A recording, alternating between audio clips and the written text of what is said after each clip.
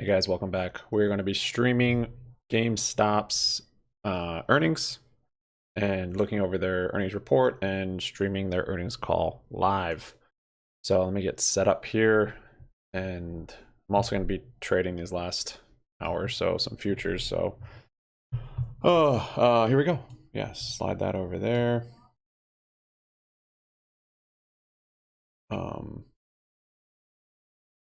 Okay, let me get this shared. I've got the earnings call up. That won't be until earnings calls will be at 5, and the earnings report will be before then at some point after market closes. Get a little it's going while we wait for me to set everything up. I'm looking at nat gas futures right now. Ugh. This crazy rally.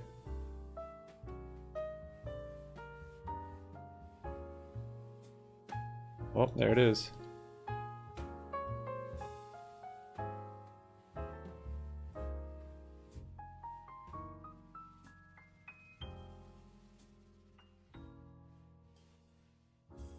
Okay, let's share it.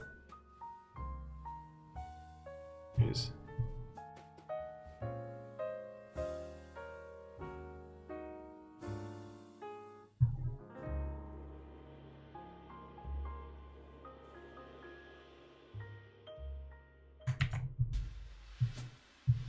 Twitter.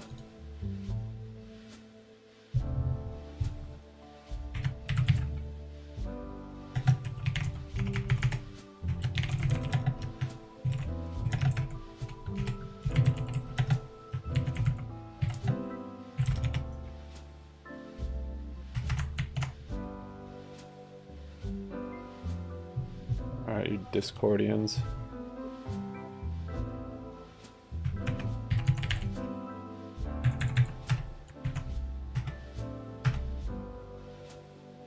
Thanks, GDM. Appreciate it, man. Oh, sorry. I'm like looking at the chart. I'm like, all right. Let's see. Got that on there. Figure out how to get. What's up, Ace Ventura? Hey, Eric. Hey, GDM. Welcome, guys. Thank you guys for your participation and your likes. I will partake in liking. Oh, there we go. Word. All right. Nat gas is. I was doing 4 contracts earlier, and I was like, yeah, I'll go over all those crazy plays. I've got GME up here, I think, though, right? Yeah, you guys can see GME, and then I've got QQQ here. I'll zoom out a little bit on that. And then what do I do here? I feel like it's been a long time since I've streamed. Did they miss an earnings?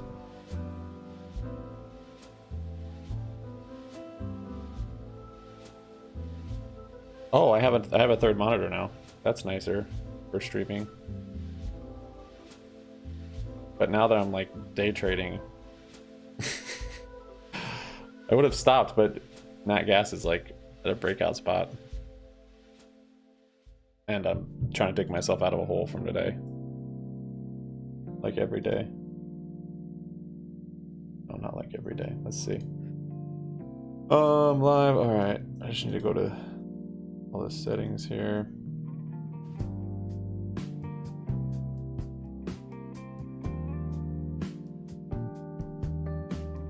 Okay, you're just breaking out. That's good. I gotta show you guys a futures trade. So I've thought about streaming, doing more live streaming during the trading day, just now because I'm trading futures, which is a little more exciting. And I feel like it kind of helps me when I stream. When I'm trading, I feel like it kind of like holds me accountable or something, more responsible. Not just like doing stuff on a whim. I'm like, well, there's people watching, but if this is stupid, I don't know. And then a lot of times I'm asking you guys, like, yeah, do it. Like, okay. Just crowdsource trading with $250,000. Sounds fun. Yeah, I don't know what else to do on here. I think we're all set up. I'll do some hashtaggies. GameStop stock, GME earnings live, GME earnings call. All my hot keywords I've been using for years.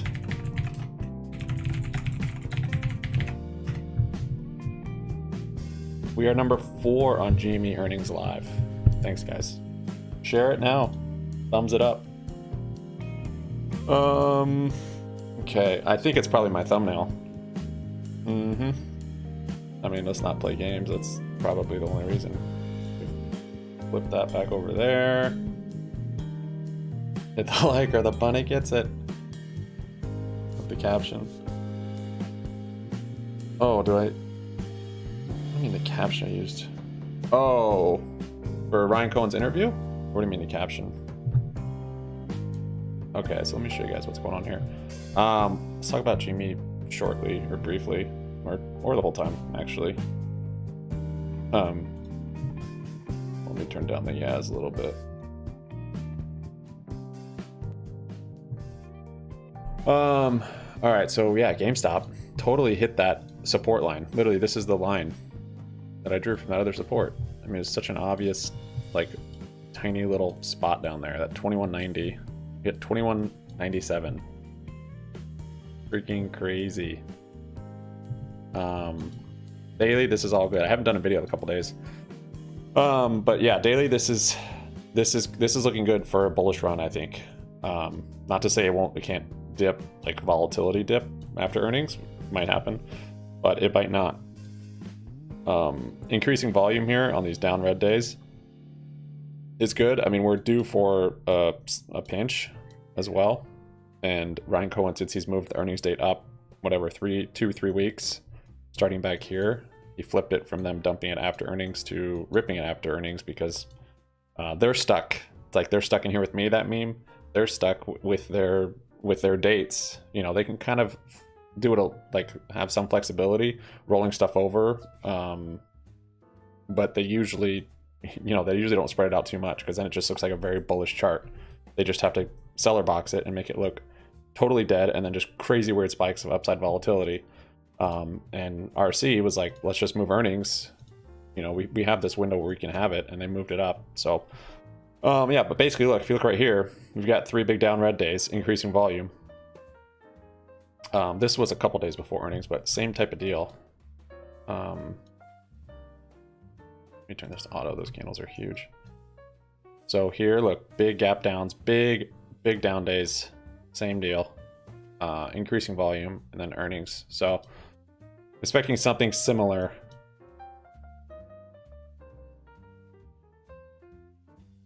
This was a weird day. Yeah, and then back here, I mean, this was when earnings was lined up with before basically it would drop. Oh, the picture. I wasn't sure. I was gonna use like a GameStop thing and I couldn't find it. I was like, I'll just use this chick. I'm sure everyone will think it's definitely the corporate earnings call with that thumbnail. Yeah, so basically clipped that support perfectly, and volume is good. Even though it's a red day, this is good in my opinion. I think this will be a nice low. Potentially might have a wick down here into the teens. I think that's definitely possible. But yeah, I'm pretty much fully exposed at this point. I even got some calls, which I normally wouldn't want to get calls for earnings, especially GME, and especially calls. If anything, you get puts, but I got calls. Not a crazy amount, but this price is low. IV's still high though. IV's higher than it was before this drop, actually. Just insane. But yeah, so what I'm doing over here, let me show you guys. So I've got, just do this, yeah. Basically, this is, I'm looking at charts on each right now too. Kind of annoying. I really don't like how any of this is set up, but I can kind of understand it. But basically today, I was trading NQ, which is NASDAQ futures, and NQ is freaking huge. And I just was impatient, wasn't waiting for the range, just basically, and trading in the first like 30 minutes to an hour, it's just so volatile, just with all the day traders going. yeah, I basically got myself in a big deficit this morning, and it was tough. I'd walk away for a bit. I was like, what are you doing? If I inverse myself, I would have been up great, but I kept, for some reason, trying to play the breakout again, which is, you think I would learn. So that said, the rest of the day has been positive because I've been trading it actually really well. And if I traded it like this from the beginning, I would have been up a good amount today, but I'm still down, still kind of trying to climb out of this hole. So yeah, this morning I had my resistances and supports drawn. This wick right here, I'm like, oh, breakout, went long here, failed, and I'm holding. I'm like, oh shoot. And typically, well, not always, like yesterday, if I just held along there, it would just melt it down all day. Today it was more choppy and range bound. But that being said, yeah, I just held, and I had a support drawn here. It broke that. I'm like, oh crap. And then it came down here, did this bear flag, and then on this wick, it broke through this support. So up here, it broke that resistance. Down here, it broke that support. With volatility, I closed and flipped. Okay, so I went long here. That was a huge loss. I don't know, 15, 2,500 or something. Did the exact opposite in one trade. Went short here, ripped out, and then I'm like, oh my gosh, all right, I gotta step away. So then just closed out here with like a $4,600 deficit in like half an hour. I'm like, oh no. So writing down notes and keeping notes, but yeah, then did better. I didn't go long here, but I watched it and I was like, I would have. Didn't go long here, which was fine. Engulfing candle on the support. Watched it up to here. Went short here at this top. This was just a range bound choppy day, but just play the ranges. Engulfing candle here also to confirm. So I went short there. Actually played this just about perfect. Closed here. I don't think I went long. No, I actually went long late here. Went long up here. Was able to get out. And then went back long here. And rode this up and actually closed out here perfectly. And then I haven't traded that since. The NQs on here are insane. It's a $250,000 in leverage. And just the way the tick works and everything, it's...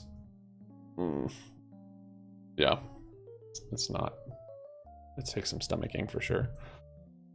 How many minutes? So we'll get the earnings report on GME in... Are we getting lines around this? What the heck? We'll get the GME earnings report in probably 45 minutes. Sometime after 4. Dang, I should have added to my natural gas. That's okay. Why this? What's going on here?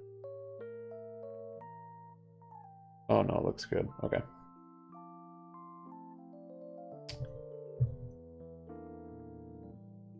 Shorts are future liars. DRS counting going. Sorry guys, I'm just kind of catching up here a little bit. Streamlabs is like updated too since I last streamed, so I had to update that and everything. Some stuff looks different. So expectations. Oh shoot, I actually shared it. Let me see if I can find it. Expectations. I think I shared in FEDD. I shared an article of it. Yeah, this one. So I'll read through this. Jimmy's moving up past VWAP. That's nice.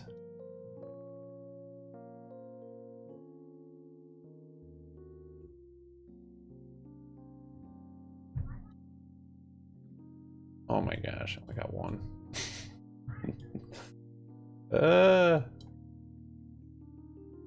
I get huge position sizes when the move doesn't work, and I get small ones when it's like makes sense.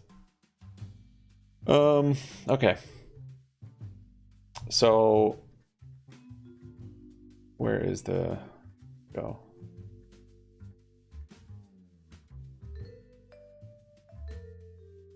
Wait a minute. Oh, here it is. So GameStop, 3 things to know.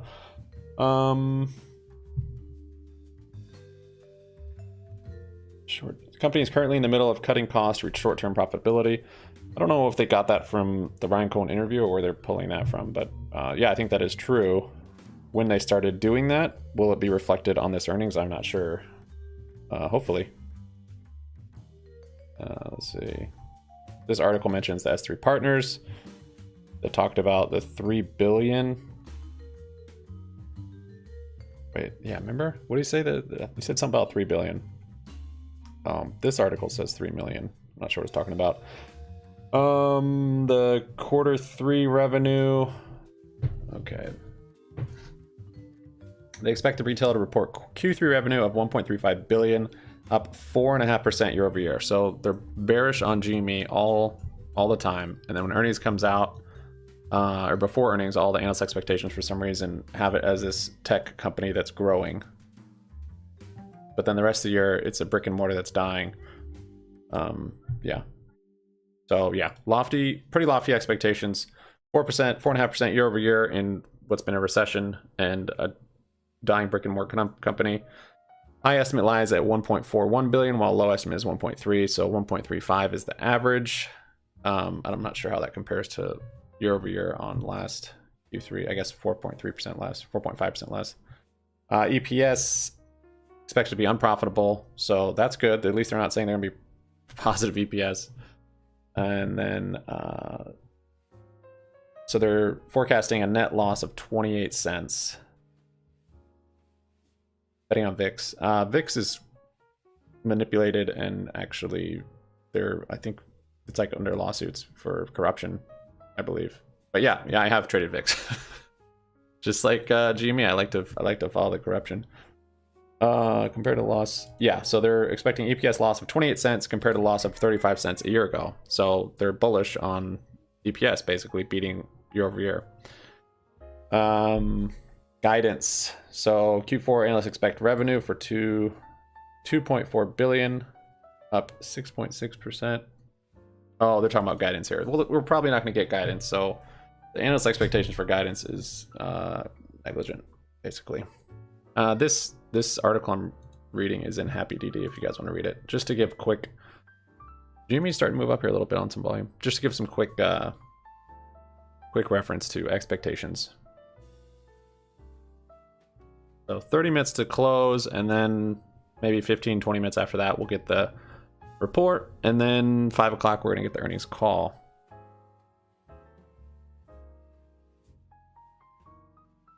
You guys are claiming all your buys.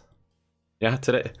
I mean, today without bounce off support, that was, it's crazy. It doesn't usually work out quite that nicely or perfectly.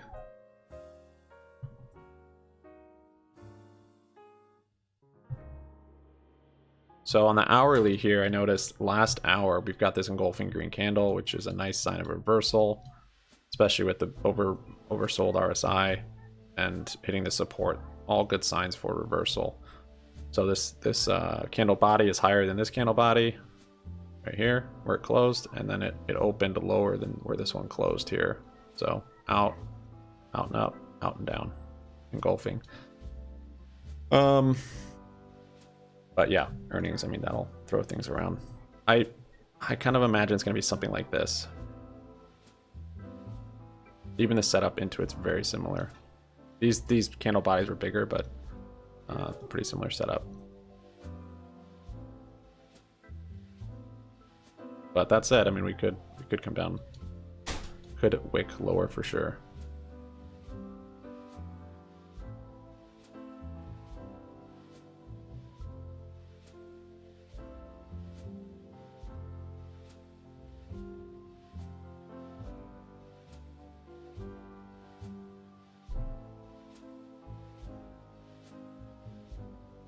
$2,008, 3 to 4 times.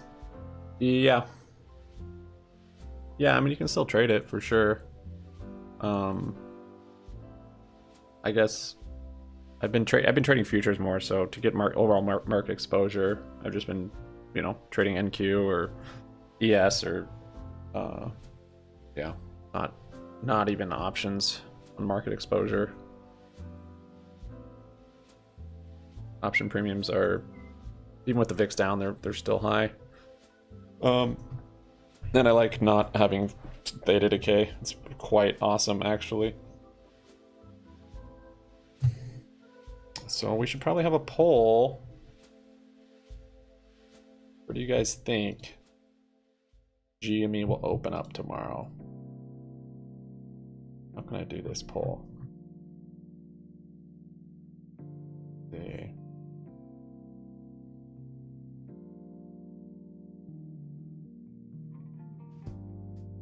So many tabs.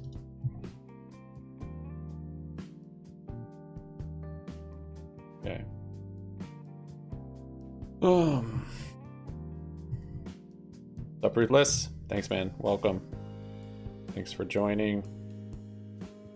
I'm gonna put our Discord. I'm gonna pin Discord. Just a message. Doesn't mean come chat in there now. I prefer chatting on YouTube so I can see it. But if you're not on our Discord, feel free to join. It's all free and everything. QQQ's just been in this range all day, so I'm actually pretty happy with my trading after this stupid fiasco in the morning.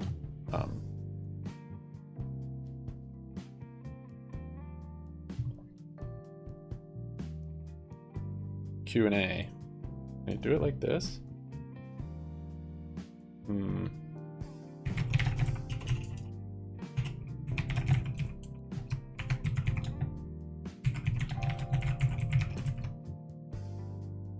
Let's just ask a question. Oh, interesting. Kind of cool. So it goes to a different chat. Weird.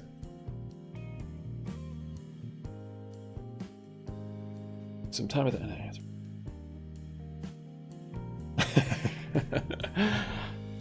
Oh, I still want an explanation for that. That whole deal was crazy. We should probably have a little highlight of that. Just just in honor of their awesome earnings call at one time. That was so epic. So I'm just checking out UNG here. I've got my lines drawn on the ETF. Yeah, it's kind of getting right up to that resistance. I think this gap's probably going to fill.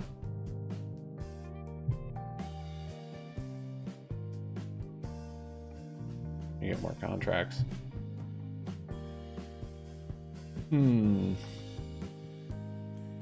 GME kind of coming back down to that VWAP. I've been watching IWM a lot more just since I've been trading equities futures, and it's interesting when GME moves with IWM and then when it kind of diverges and just moves with SPY or whatever. But oftentimes on the more big sell-offs, it's moving with IWM, I suppose because it's in it, right? It's in the Russell. So Moon Pirate got more BBBY shares. 25 GME calls for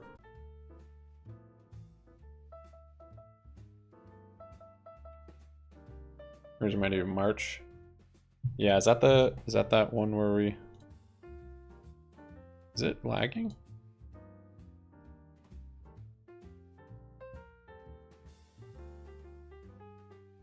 Yeah, right here. I hope so. Hope it's like that. Yeah, I mean, we've got the increasing volume on the big red days and earnings, so the fact that we've been in this channel for so long, which is pretty unprecedented for GME. I mean, we've been in channels, but they've been bigger and yeah, just wider and not as low. Really, this was the main one right here.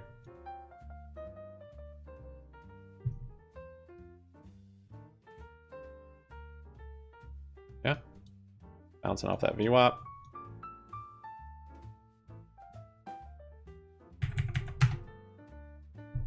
We've got 1.0 during the meeting.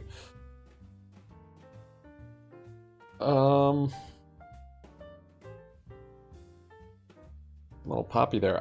Do they usually announce stuff like that at earnings? I don't know. I don't think so. Suppose they could.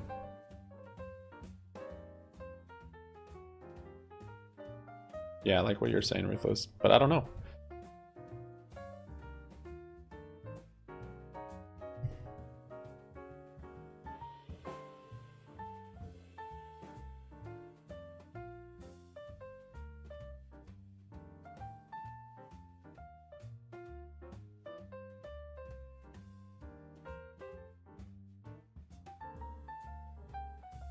How is it going to change though, the marketplace full release for version 1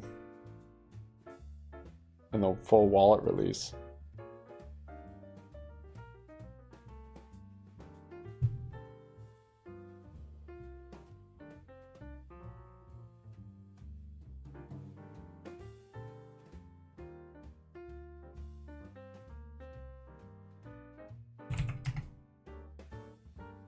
Yeah, it's kind of finding some resistance there. Natural gas is.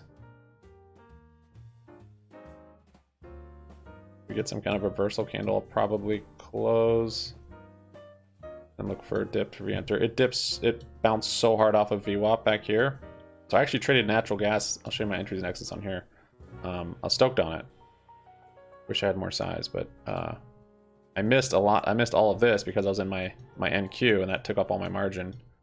But then I realized I could actually open one contract. So I opened up one contract right here on this bull flag with a breakout, which was a little risky because it hadn't started breaking out yet, but ended up working out. Yeah, it looks like we might be getting an engulfing candle here on UNG. And then, yeah, it came up here and on that engulfing candle closed and actually went short on this doji. So rode the short down, and then I think I closed it right here. And then I was gonna go long, like here, but it just ripped past. Should have done a market order. Had to limit orders. And then I had those were all like 1 to 3 contracts, and then up here for this break, wasn't patient, but I did 4 contracts, and then it did this, and I just got shaken out because UNG is so volatile, and closed that for like 600 loss. It's like, oh, of course, just should have had patience and waited. But I wasn't sure because news comes out on this and it just goes crazy. But this wasn't news; it's just traders, I think. But then yeah, waited, and then just went long while I was streaming here on, I think, this candle. So it's up to that next resistance. I'd like to add more, but I want to wait for it to come down and maybe retest here. If it just kind of keeps going, I don't know, probably just wait. GME giving some dojis.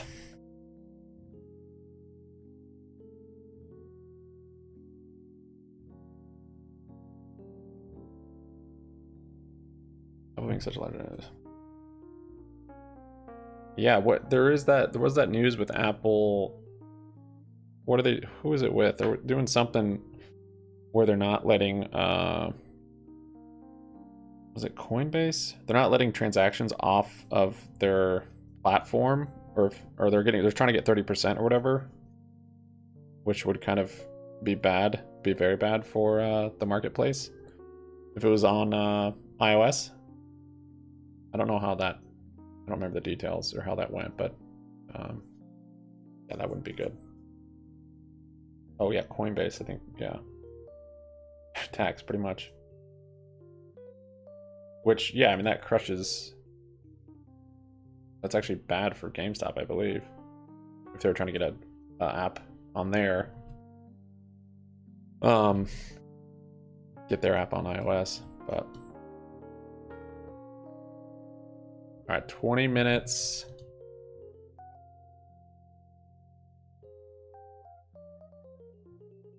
You guys can see how one of these moves. So this is just one mini natural gas. Here's the natural gas chart. So the tick size is what's crazy. So this moves, I think, just one is like maybe, I don't know, $5 a tick.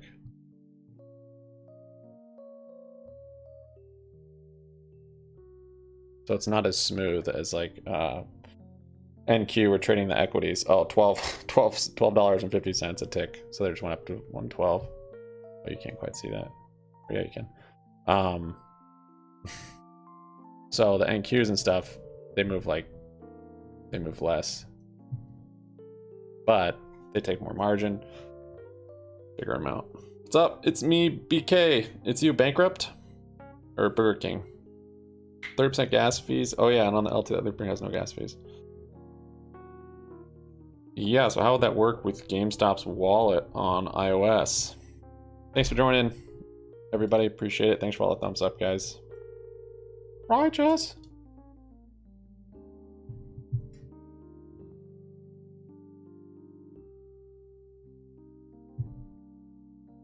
So that's a bullish candle up there, but we'll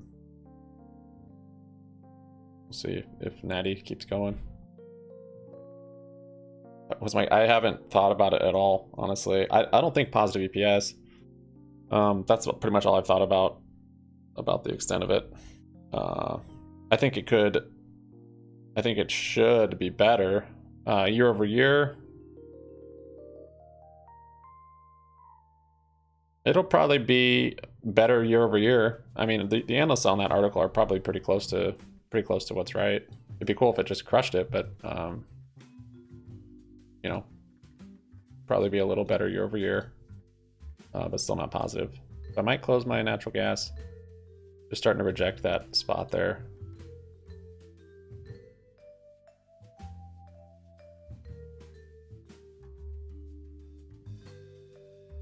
Yeah, there it goes. So I'm not going to short it here just because I might just consolidate here and not necessarily.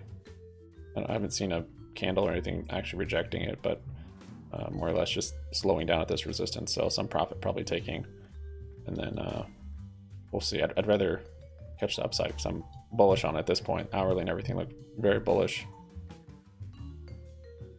but we'll see. It's kind of hitting a resistance already with this big move on it, 8.3%.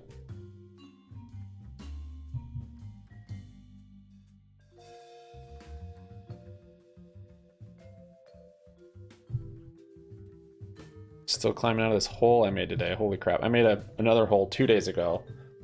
Climbed out of it yesterday. And then gave back some by the end of the day. Or no. Yeah. Well, I had an open position that ended up stopping me out after hours.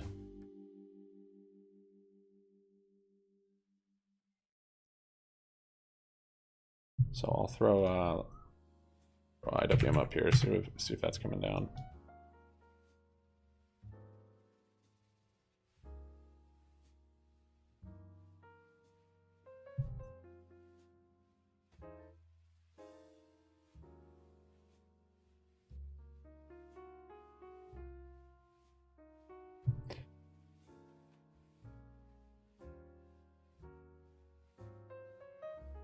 What is GameStop? Is it moving with something? All right, Nasdaq's moving a little bit. So I would maybe take a short somewhere around here on this, rejecting VWAP and building this engulfing candle. Got 30 minutes to or 30 seconds to close on that, but the range has gotten so tight. I'm glad I kind of stopped trading it. It's making this pretty solid support here and then hitting resistance with some of these mid-range resistances like here, which kind of was scary, and then here too. But this might set up at least to come down here and maybe retest down here.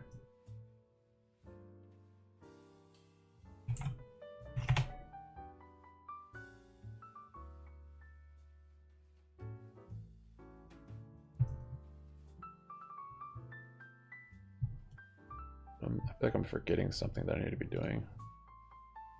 Borrow fee 7.5, still hanging on that 7 range. What is interesting though is just how many shares they've gotten last month. Big spikes of shares in here.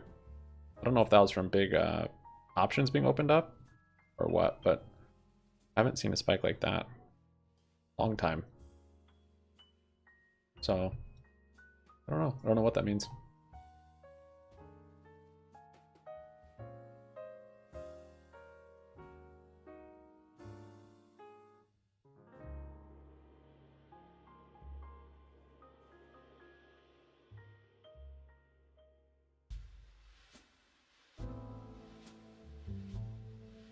So here's GameStop's.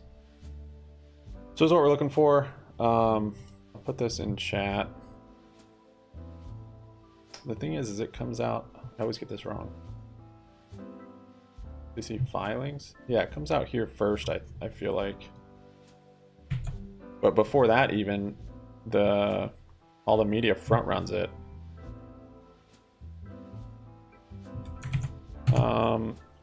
Call starts at 5 Eastern. 5 Eastern. What's probably going to be the big thing, though, is just going to be the earnings report, which will come out before then. That'll come out sometime after 4 and before 5. That's most likely. I mean, as far as moving the stock, yeah, that'll move the stock. The earnings call potentially could. If they don't say anything, it will probably just cause it to come down, or just stay flat. But the real deal is the report. So see this short, like it might play out good, but you got to hold through this chop, and it's holding above that moving average. But I would still like it. That engulfing, rejecting VWAP. That's kind of an old resistance back here. These candles are crazy.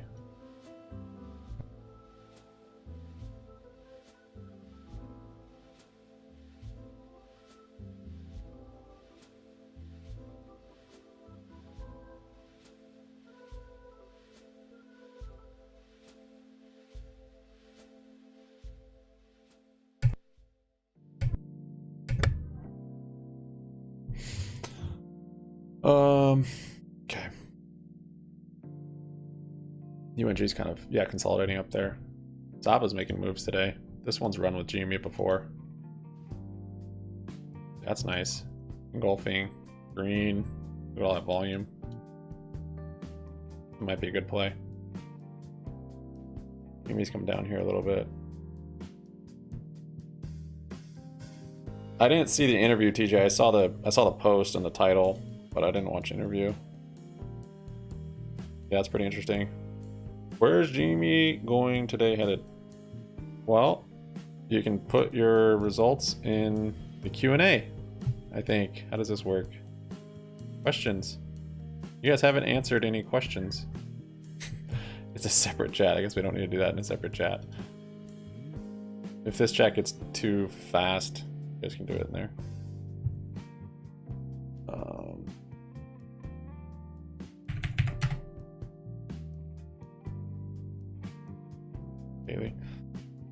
So the market is just like super indecisive right now. Still trading this choppy range, which I kind of figured, but today it was just bouncing off that moving average at longer term.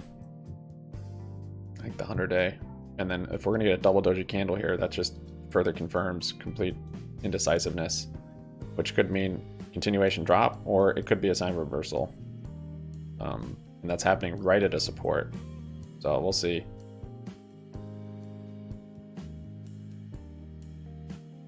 We do have a bearish MACD right under the 9. Yeah, it's a big dojis. Sex is for dummies. I don't know where GME's headed. I think there'll be some volatility after hours. Certainly. Whoa. Oh, data just came out. Or no. Oh, 10 minutes. So 10 minutes of Fugazi coming in. Ooh, yeah. Natural gas plan. Rise up. Yeah, it looks like it wants to. I'm gonna be going long. Hopefully there's a dip. But yeah, I'm happy just to trade the hourly. The only issue is that it's right at that resistance right now, so maybe a little cup and handle forming here. But we'll see maybe tomorrow or the next day. If it comes down a bit, maybe bounce off this support, and then hopefully come up, fill that gap. Maybe it just keeps going here. Today's volume. Let's see what it is on the futures. Volume's not a whole lot.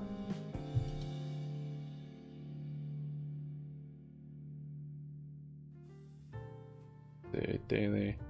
Yeah, volume on the futures today is it is pretty good actually, for UNG or for natural gas.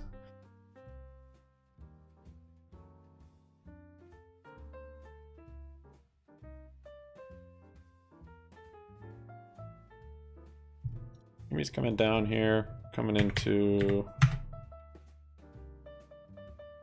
last 10 minutes.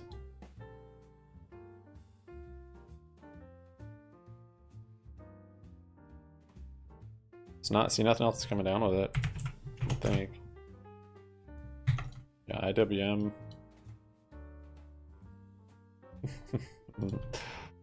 Oh, one last retest of that support. Let's do it. SPY, everything's just chilling except for GME.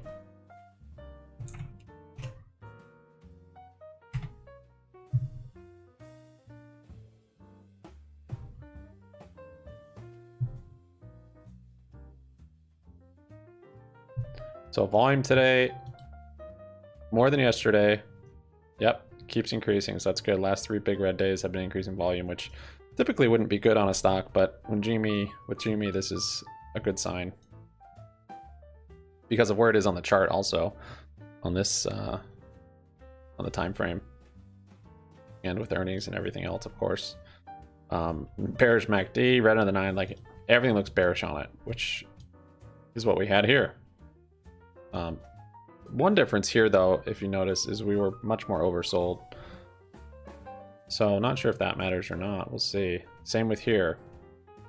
So that could be a sign that we are going to dip lower because it wasn't as oversold. Here's pretty low, 33. We're pretty close to the middle today, though. Or no, we're not. 35, 36. All right.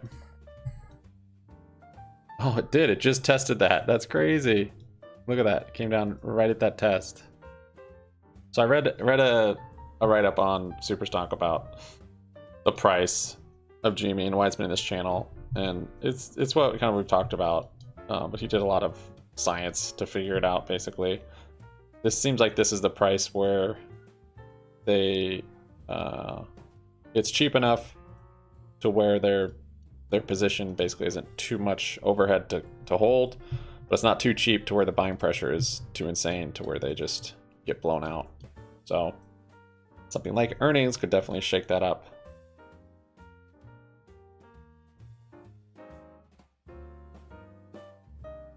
I was too, Joshua. Yep.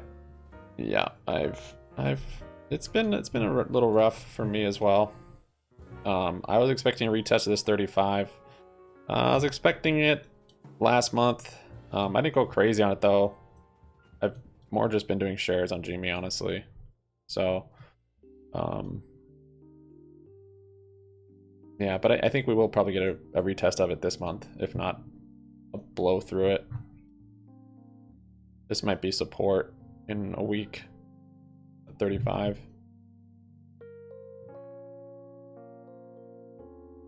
Look at that, just right on the test, right on that support. Crazy.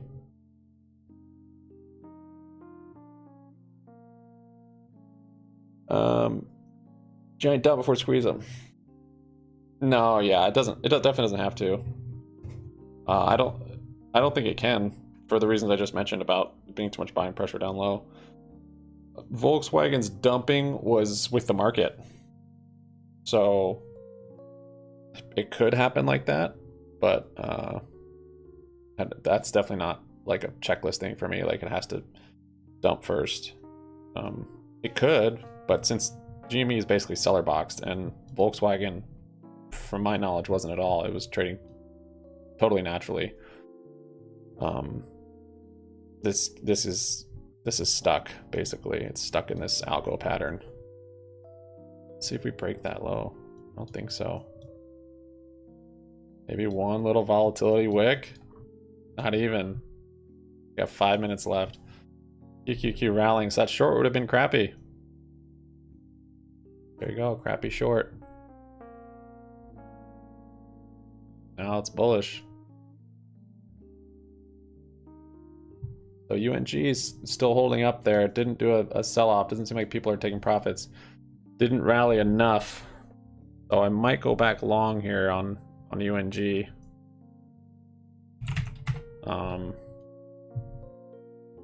Would like to wait for the breakout, but sometimes it's just a false breakout then. Let's see. Yeah, I mean, that's a bearish candle, like we mentioned, but it's holding the support so well. I'll wait on it. I guess I maybe will wait for a break, or at least a retest. Maybe short, because this is a pretty big level, actually. This is that level right there from that day. All right, 4 minutes. GME did not break that low, man.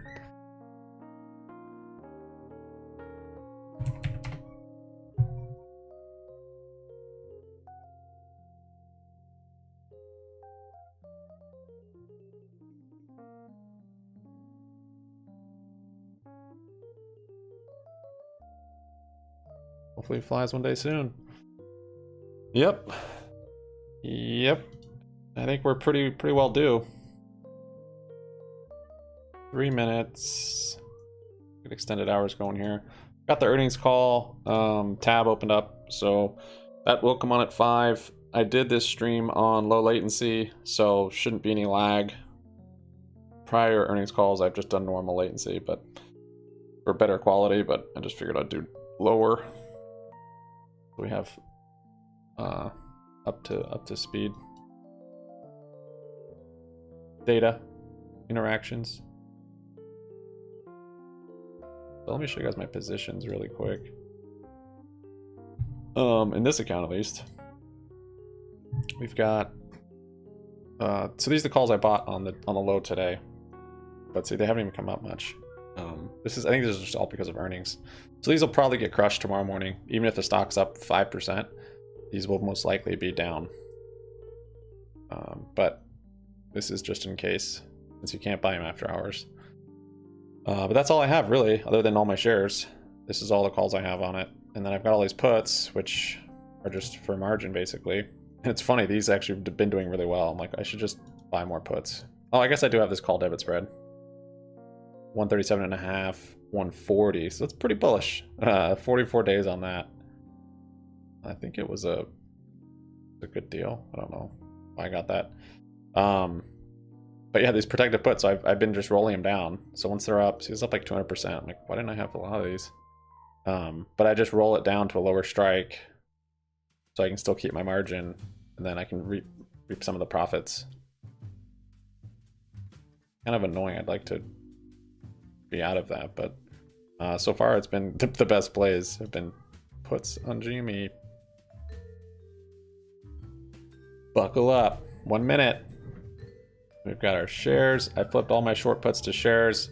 A little too early on GME. I think it was like up here. Yeah, we were like 26 and a half, but oh well. You guys think the earnings report is going to come out like right away? That would be unseasonal.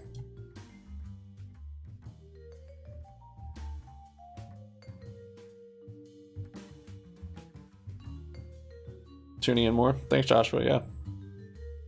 Yep. Christmas is usually pretty slow.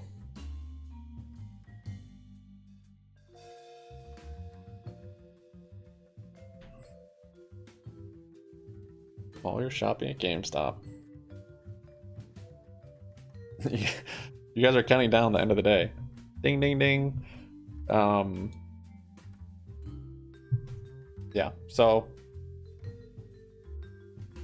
GME's volume today is pretty good. Nice little ramp up here on volume. Nice test of the low down here. Everything looks pretty set up to do something similar to this or this. That was a volatile day. Or possibly drop before into the teens, but otherwise I think it's looks nice.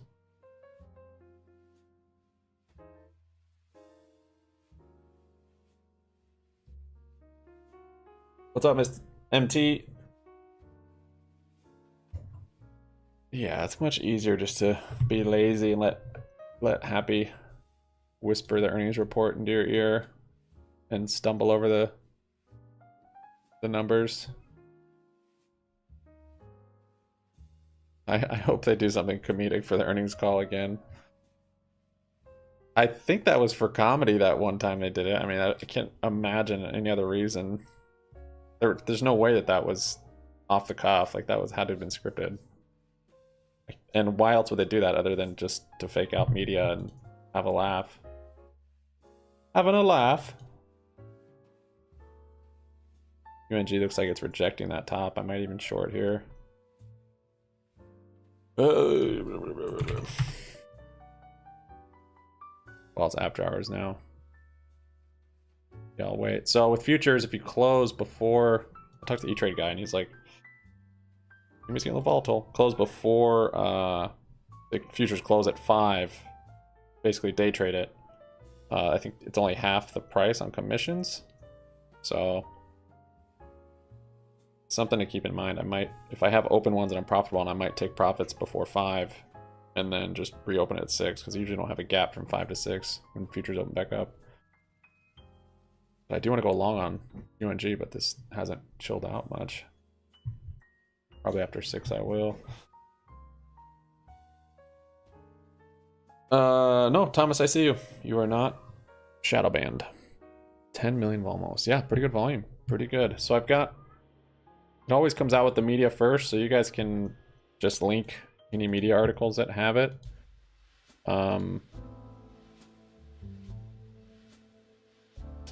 But the investor relations page, it usually even comes on here later. Comes on here, I feel like after it comes here in SEC filings. So I think it comes here first for some reason. So I've got that up. But yeah, basically pull it up and just start scanning for keywords. We all can scan for keywords and see, you know, DRS numbers, revenue. I mean, revenue and that kind of thing we will know probably from the media before we even see the filing.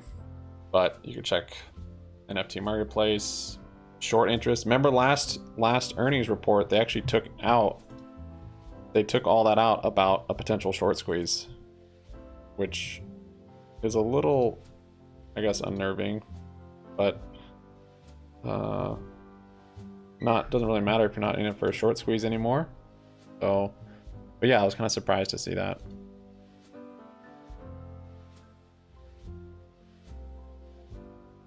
Starts in 1 hour. The call starts in 1 hour.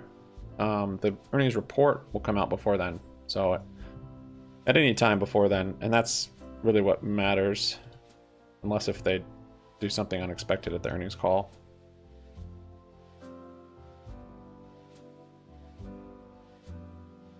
All the SEC threat. Yeah, I don't know. Yeah, they actually did. 'Cause they've talked about potential short squeeze and the volatility in the stock for like the last 4, 5, 6 maybe. They've been doing it for maybe even a year or more, and it's not terribly uncommon, I don't think, but it was something to note for sure. But yeah, they took it out the last time. To me, it's more of it's a disclaimer, so it's not something that the SEC, not from the SEC would, if anything, the SEC would tell them they have to have that to warn investors of the risks. But I don't know. It is strange they took it out. Yeah, it's not sure. So it's dropping now, so maybe something came out. Did you guys see it on media?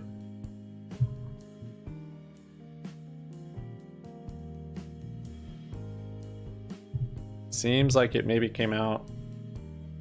Data is out. Let's see if it's on the... Not on their website yet. So yeah, media just front running it again, of course.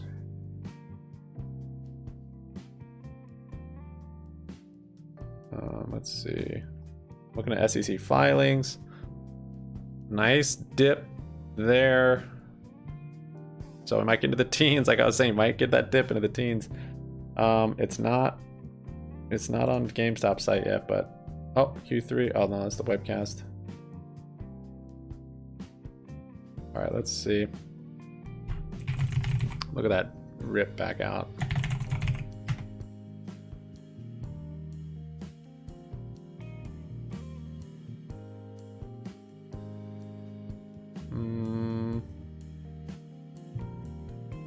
Not seeing it.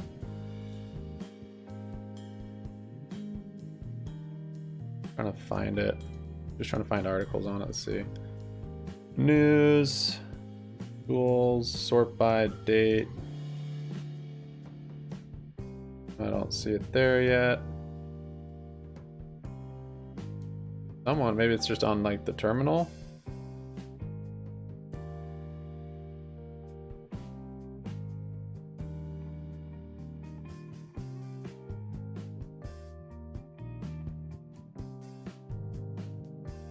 Yeah, I don't see any articles on it yet.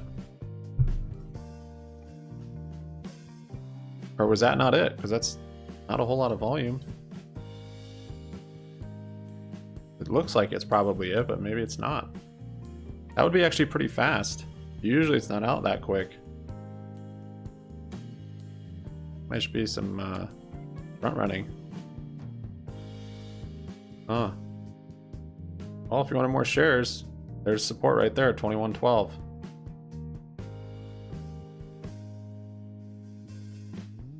Men of culture. This is the way. Thanks for joining, guys. I appreciate it. The pre-dip, dip. Thank you for your thumbs up. I pinned the Discord in the chat.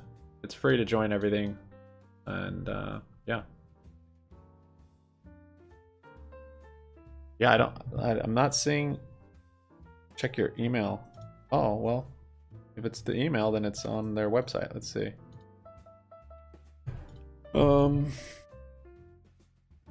SEC filings. Not seeing on SEC filings yet. Or on their investor relations page.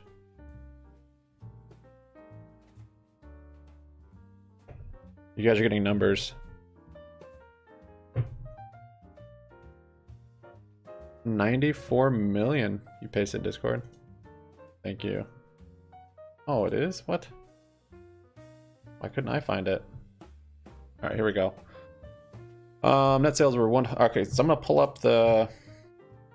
I'll leave the chart there. I'll read to you what the estimates were. So net sales were 1.186 billion compared to 1.297 billion. Estimates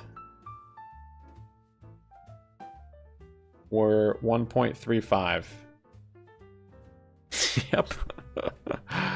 Is that right? No, that's revenue, not net sales. Wait, is that the same? That doesn't seem like the same to me. So yeah, basically that's negative compared to last quarter, year over year, right? Yeah, so that's not good. Sales attributable to new and expanded brand relations were strong in the quarter, while sales in the collectible category remained strong on a year-to-date basis. So I'm trying to think or see where.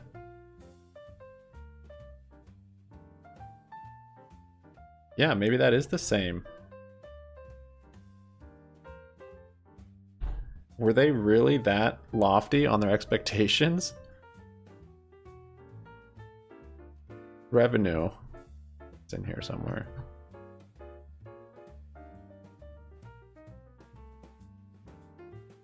Yeah.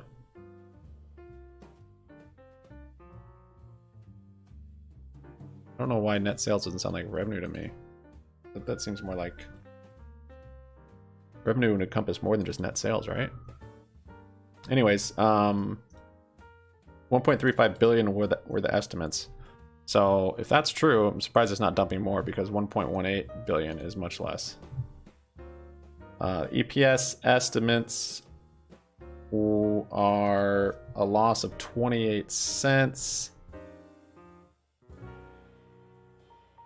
You guys said 0.31. So there you go. Yeah, I missed expectations. It's oddly rallying. It's oddly flat, right? I mean, it missed. Inventory. So inventory is good. Still have a lot. Yeah, see, this is the thing. Why were they buying all the inventory? I guess for the holiday season? I don't know. That had me kind of shaken a little bit because other retailers were having a hard time offloading all the extra inventory they ramped up with, getting this whipsaw effect because of the supply chain, and now we're in a recession and there's just not as much demand. So I don't know why they did that. I don't know. Yeah, over 1 billion cash. That is dope. Still have that French. I saw a meme of a little French flag in a crowd of the loan, representing the loan. That was funny. Cash on hand went up. I'm thinking. This is pretty insane that it's holding up that well with. I don't see anything but a miss. Let me see here. Let me look at the. Yeah, so EPS estimates were a loss of 28 cents. Gotta look through here now.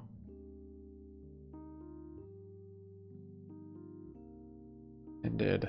Okay, so this is this one. This is last year. It's popping. It doesn't matter. It's so funny. They use earnings to rally or dump regardless of what it comes out. That's just a cover up, and we know that, but we know that they just always dump GME on it. So it's kind of interesting. EPS I don't think is a beat. Let's see. Here's the EPS, 31 basic loss per share. Forecasting a 28 cents. So no, it's not a beat. So since it's a loss, you want a lower number, right? So 31 cent deficit as opposed to 28. 28 cents, negative 28 cents is higher than negative 31 cents. So it did miss EPS estimates and all estimates because again, they were lofty. As always, they think GameStop is the bee's knees when it comes to earnings every single time.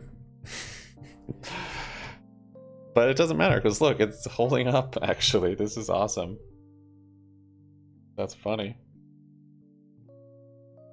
Let's see. I'm trying to think the end of or Q3 last year. This makes sense. I mean, if you've looked at any other earnings around this time for Q3, there's just been a lot less demand. I mean, the United States is at not all-time, but close to all-time record on debt and close to all-time low record on savings. So literally, people aren't going to be going to GameStop much or ordering online. So thinking about like that, maybe this isn't all that awful, honestly. I'd like to see some other earnings of like Best Buy and stuff and compare them. Yeah, okay, so here's gross profit. Operating loss is decreasing, so that's good. What were the estimates? Nothing happened. It's trading pretty flat so far, which is nice. Catching up on hand. Keeping the loan. I heard they can't get out of it, like they're not able to, something but the French wouldn't let them. But it is a low interest loan, so I guess there's no reason to get out of it. DRS, well, yeah, it'll be on the next on 10Q. We'll see on the earnings call. That might cause more volatility. Potentially could. That will be at 5. I have it. We're queued up and waiting to listen to the earnings call. This is good though that the net loss is lower year over year, and so that means they really tightened up. They tightened up the ship, I believe, because the net sales was lower, but also the net loss, if I'm reading that right. So they made less money overall, but they actually lost less on that money that they made, which is bullish. So that goes in line with what RC is saying, short-term profitability. And this is good. It didn't beat expectations, but their EPS is coming up. year over year. So that's good, especially in a recessionary environment. Little ape in the background. Let me in! Let me in! I want MOAS!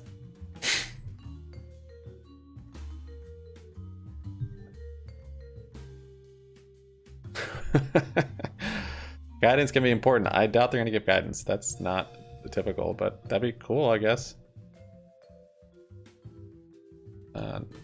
Net loss. Yep, there it is.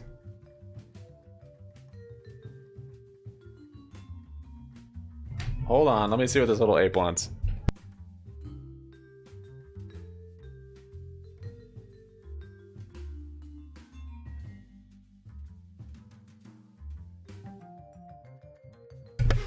Little ape, can I come in here? I said no, no MOAS yet. You must stay out. Soon, my little ape will be on yachts shipping champagne together. You think we can update on their expectation about the NFT market? In the earnings call? That's true, because last earnings call they didn't give guidance, but they did. He was bullish, man. Furlong was he was sick in the last earnings call. What he was saying was like slapping all the analysts and all the media in the face. So I don't. What do we have that yet, or is that on the 10Q? I don't know. I'm very curious about that, but yeah, I mean, 3 billion in 3 years. No, I don't think that's necessarily.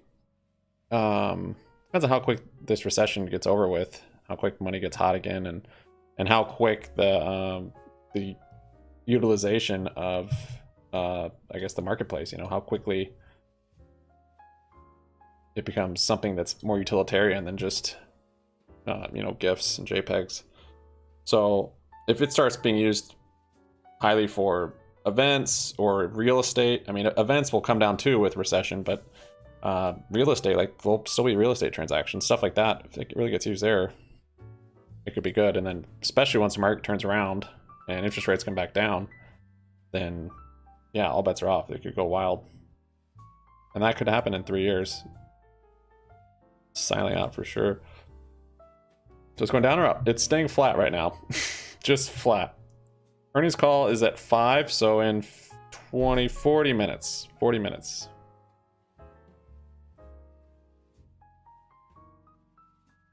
Yeah, it's stuck in the economy like all of us.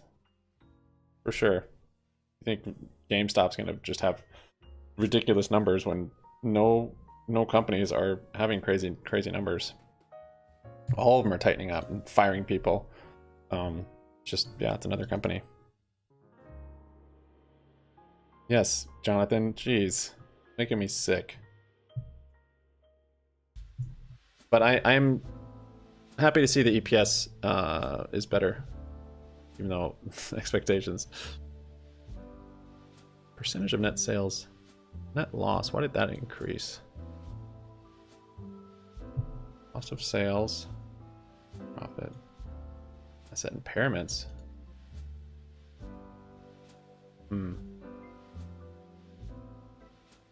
Assets. Big ups, mate. Cash, so less cash. Who's saying more cash on hand? Get out. Less cash on hand year over year. Marketable securities. What is this? Is this something to do with NFTs?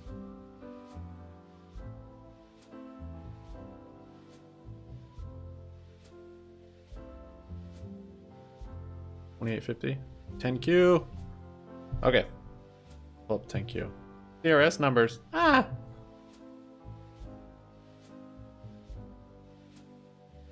There's the 8K on there.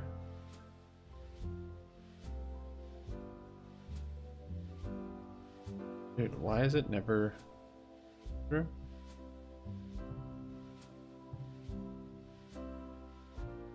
How come I don't get it? SEC filings. I see 8K. Don't see the 10Q yet. Okay, shared on Discord. Alright, thanks. Thanks, Loey. Okay. On Fintel? What the heck? Like a web version. People are selling. People are selling their DRS. I thought that was impossible. So what did you guys look at? Of course you want to know about DRS. Not on here. Computer share? That's it right there, isn't it? No, it's not. What is it called? Registered something? There it is. 71.8 million. Is that what was the bot saying? How could people sell DRS? I thought it was impossible. 71.3 to 71.8. That's what the bot was saying, so it's right on. Why are you giving it a range?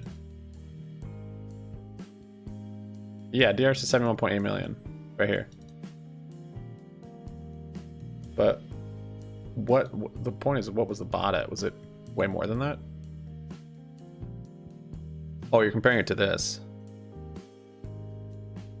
Oh, they put this whole thing in here. As of October 29th, October 30th. So this is year over year. There were 7.3 million and 4.4 million, respectively, unvested restricted stock and restricted stock units. As of October 29th, year over year, there. Oh, wait, why are we talking in October?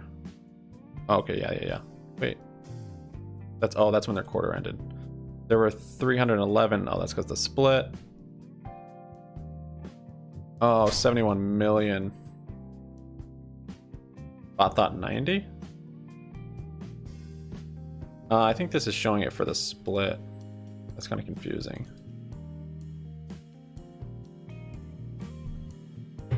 October 29. So you're saying it's less than that now? I mean, maybe. Oh, the bot's at 90 million, but that's a... Well, it shouldn't have decreased over that time. I mean, I guess... Who knows if it should have or shouldn't have. I wouldn't imagine it would have decreased, even if some people are selling. If it actually decreased, that wouldn't be very good. Because, I mean, I guess it's supposed to be expected at some point that it will definitely slow down and potentially decrease just with the environment. People, I mean, hopefully people aren't dumb and they need money to live. Okay to sell. Who's selling stock down when you're in trouble? And if they have all their shares there, I don't know.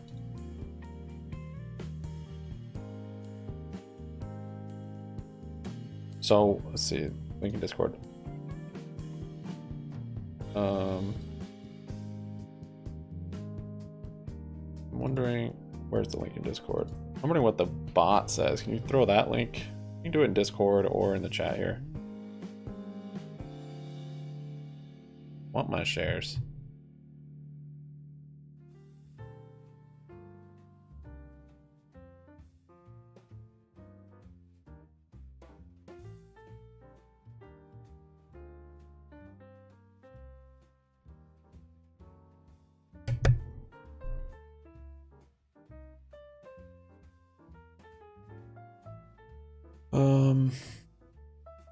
Yeah, that is kind of interesting. What else is on here? About NFT. Well, yeah, what are their NFT numbers actually? Do we have any report on that?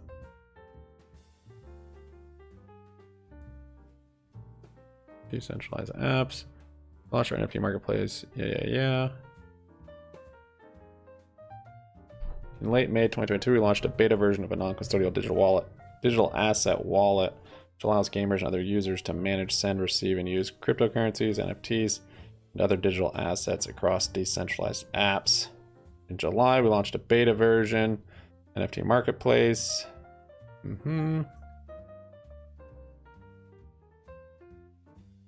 It's Christmas. People need money to buy stuff. Launch for beta version. Any associated... Okay, what about numbers on here? Do we have any?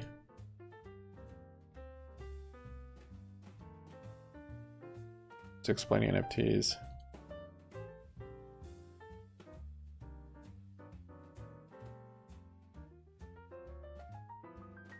Eddie put a story in Discord. I doubt it's better than the earnings. Yeah, I'm gonna play the call. It's on in 34 minutes. The DRS numbers. Yeah, well, what was it last quarter? I'm not sure. Does anybody have it?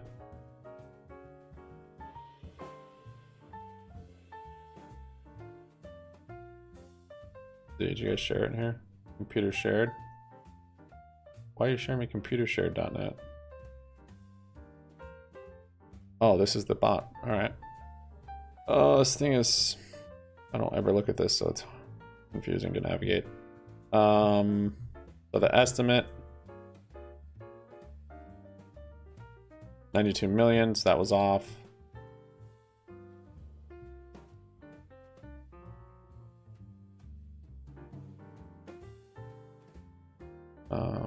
But what was it last? What was it last quarter?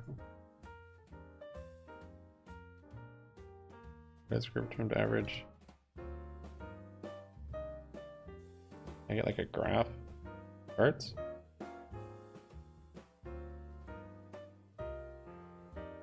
Okay. When did last quarter come out? Is this it? Released.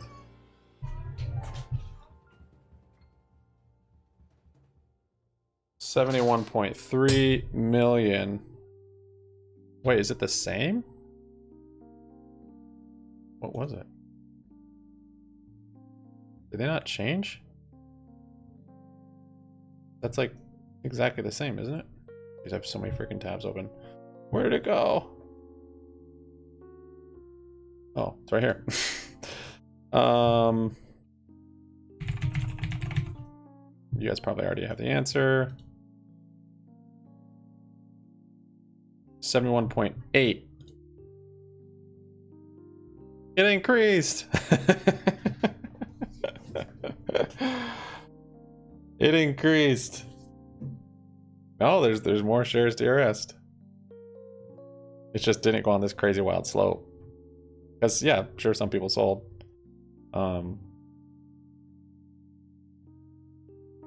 That's crazy. Yeah, so it increased. From what I can tell, this was the last earnings, right? 730, yeah. The DRS numbers were 71.3 million. This earnings 71.8. So it increased. It peaked. Yeah, it's maybe plateaued. Massive slowing. Yeah, which to me doesn't matter. This DRSing is not what's controlling this stock. But yeah, it did slow, or just, yeah, I guess the trend slowed. Yeah, the trend slowed.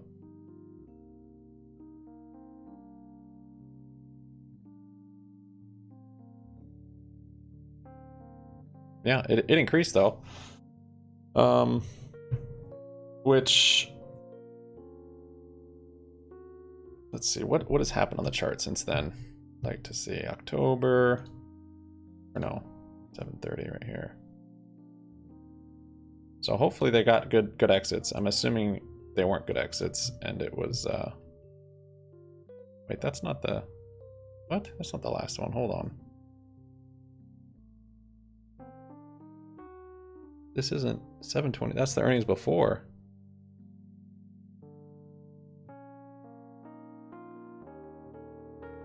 Wait, why does it say earnings here are 9.7? And that says 728.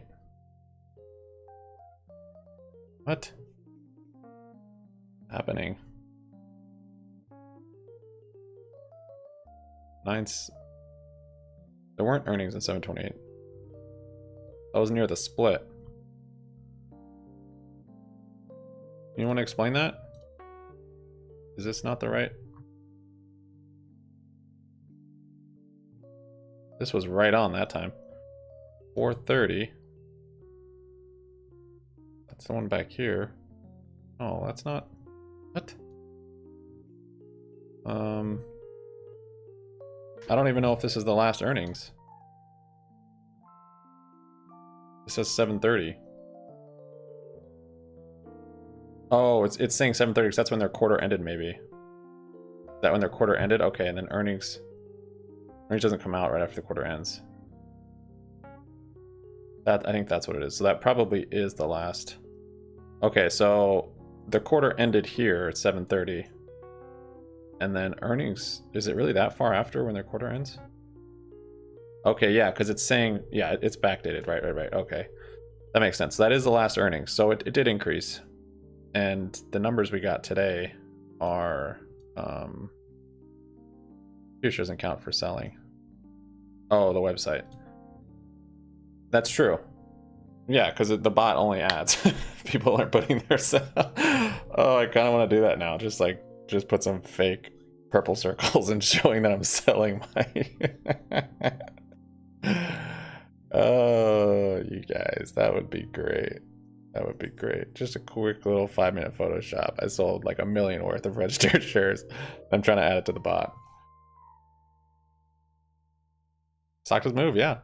I think that's pretty bullish, honestly. There's a huge discrepancy, yeah, because it doesn't account for selling. Why? It's not weird, GDM.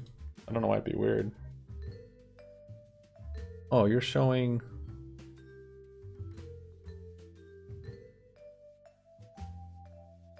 I don't know what you're showing there. Oh, did it update on the website? Well, the bot was right all the time because people were only buying, and they were putting up their buys, putting it to Superstock, and then the bot would pick it up. And people aren't putting up their sells. That's what I just said. We should put up sells. That would be hilarious. So the bot's only picking up buys, right?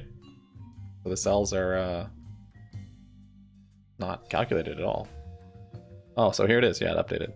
Yeah, so it's an increase. There you go.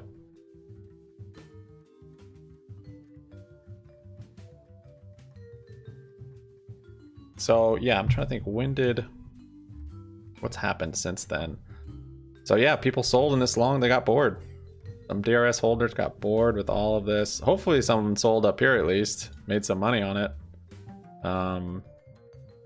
But yeah.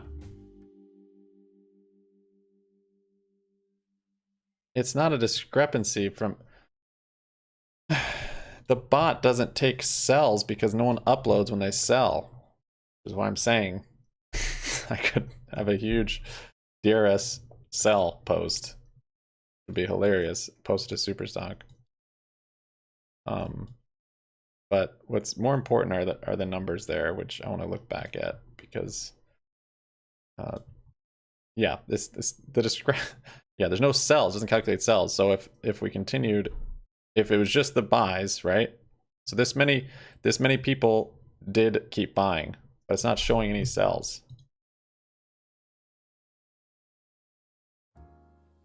So if no one sold in this time, we would be here.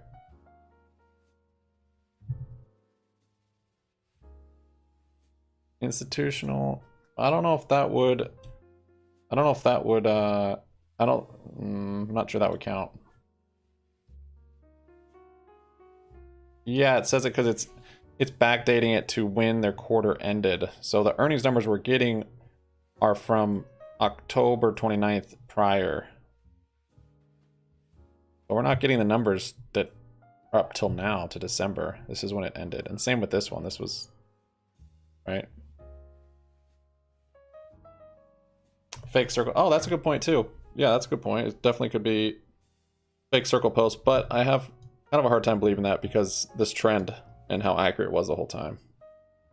So unless that's their new campaign where they're just trying to scare people with this earnings and they put a bunch of fake posts since last earnings, potentially it's from fake, but that seems more like selling to me. I don't know why they wouldn't have thought of that earlier. And who knows, maybe they've been fake like a lot of them have been fake, and this whole trend has been pretty fake. It doesn't seem like it because the bot's been pretty accurate with the real numbers. So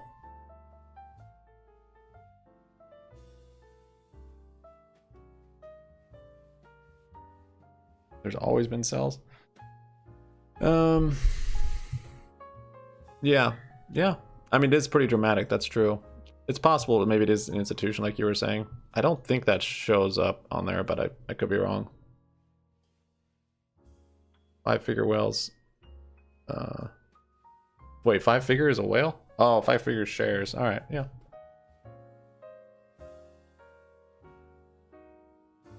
I'm not sure, JS. With what they put on the earnings report, I'm not sure if that would be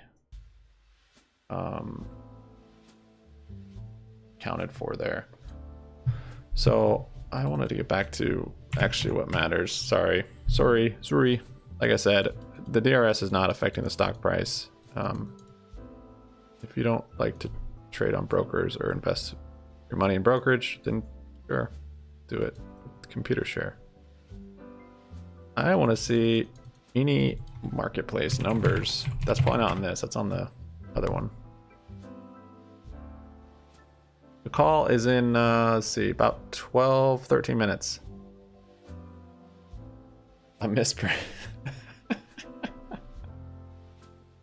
I mean, it's possible. I just think that's ridiculous, but it's possible. It was Polt. Polt didn't have that many.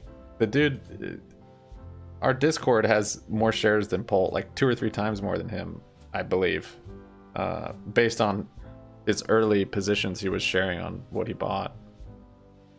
Unless he just upped it a bunch and didn't share with Twitter. So it's coming back down a little bit. I'm surprised it didn't sell off crazy on that, on the numbers already. Let me go back to, where is it now? Go back to the 8K.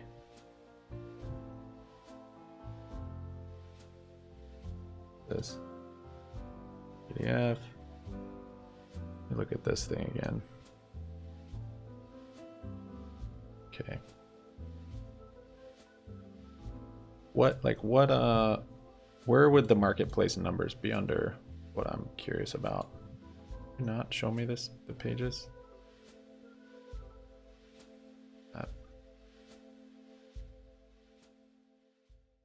You guys can see a little bit.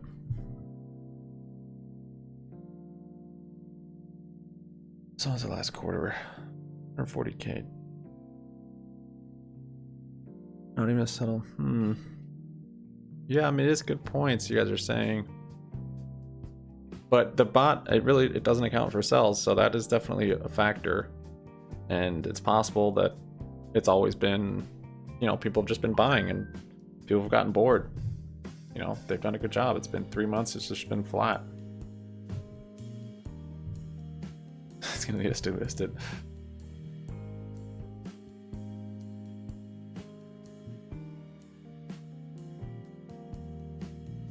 I prefer pre-DRS.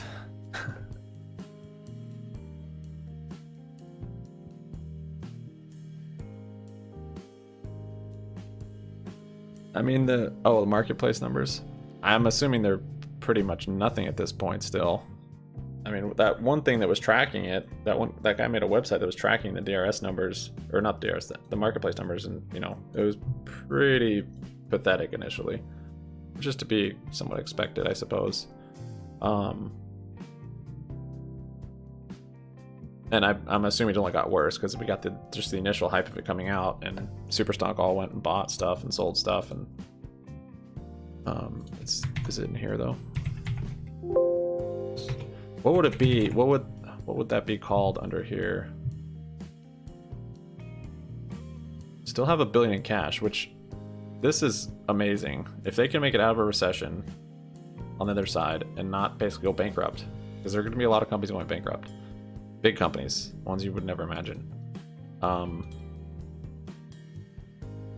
If they can continue to cut costs, try and have growth, and just hold on to cash, this will be worth so much with deflation coming, which I think is coming,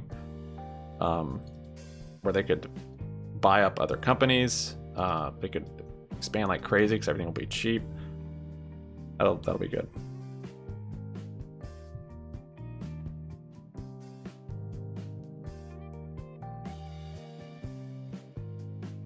Best game I've ever played. So what does that come up under? Wait, is the 8K? It's not on here. What am I looking at? Oh yeah, it's down here. Go. Did they add it? I read some article about how they changed their numbers so they don't break down e-commerce with retail sales, brick and mortar. And I'm not sure where to even see that. But there was some FUD article trying to talk about how it's, oh, they've just manipulated their earnings report so that it seems good, and they just blended them all together. I'm curious where Marketplace is. Somewhere in here, I think. Earning call starts in 8 minutes. I've got it queued up here. We're waiting. Even more pathetic since I bed down. Direct to list and to organize this away. Make sure your broker doesn't do payment for order flow direct to exchange. But then the price goes up. I don't want the price to go up because I want to buy more. No, just kidding. Yeah, you could do some IEX buys. Hyperinflation coming? Maybe. Maybe it's just stagflation.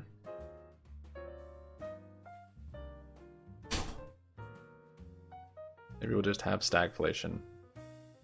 But regardless, even if we don't have deflation, we're going into a recession, and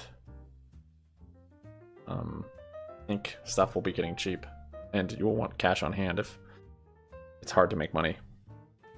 I think we're in a recession. I think going into a possibly deep, dark, extended recession or depression.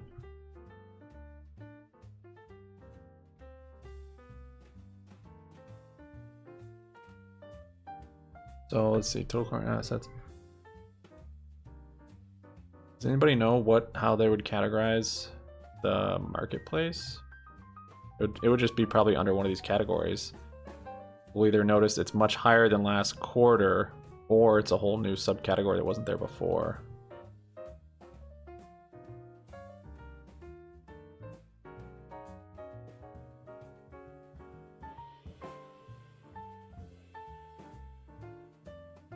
Cheap.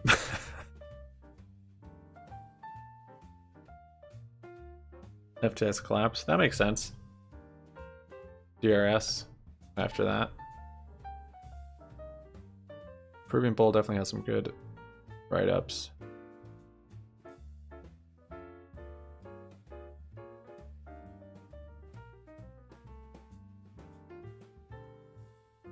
Digital proceeds from sale didn't.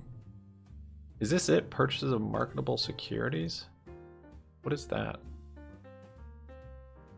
Proceeds from sale of digital assets. Wait, sale of digital assets. That could be it. Right? Yeah, that we maybe found it. I think that might be it. 77 million? Because it wasn't there last quarter. Purchases of marketable securities. Negative 237 million?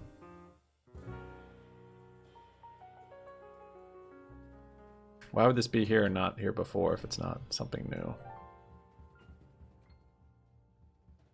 Gain, yeah, gain on sale on digital assets there too. Gain on sale. They're losing money? How's that possible? NFT Marketplace gave 77.4 million. I'm not sure. I'm trying to figure that out. I don't know why gain on sale of digital assets is negative. 77 million. I can't. That seems like that could be. It could be around there, but maybe not even that high. So that might not be it. That might be actually. Might be pretty high. So earnings calls in 15 minutes. I'm gonna have it cranked up here as loud as it'll go. I'll turn off the Yaz. I will shut up and we'll listen to Furlong. And maybe Ryan Cohen. Probably not. Oh yeah, IMX tokens, speculation. I'm not sure. Maybe it's in here. Maybe it's one of these things I'm looking for.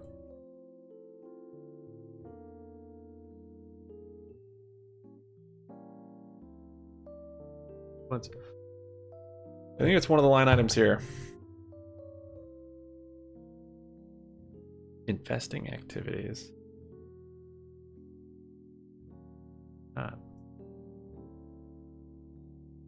Cash flow from financing activity. Should be pretty much none, right? Cash flow. All right, I'm just gonna try and figure out which one.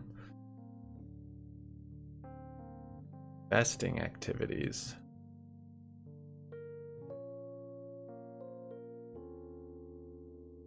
Anybody know what that would be under here?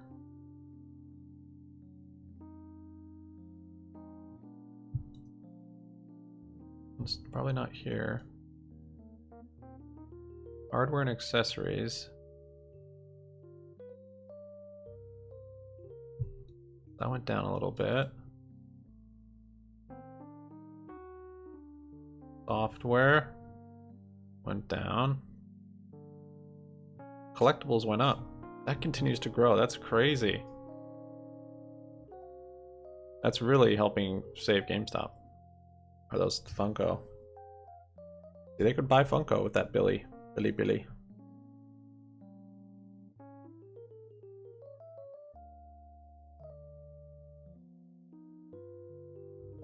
Yeah, the Funko or the collectibles increased. That hasn't slowed down at all, it doesn't seem like. If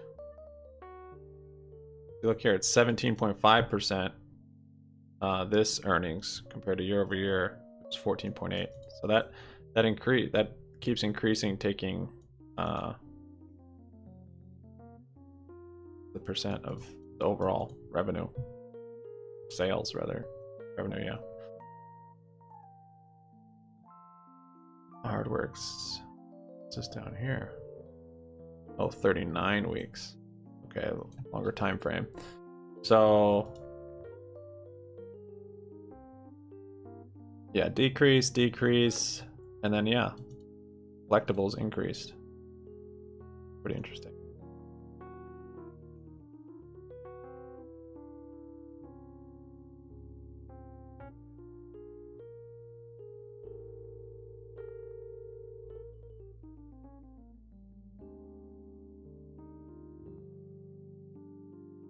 Is it positive cash flow?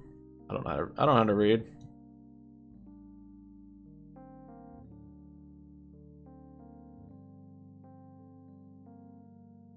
That's an operating loss.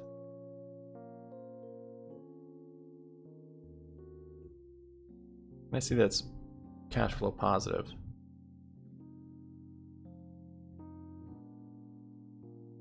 For basic shares used in adjusted calculation.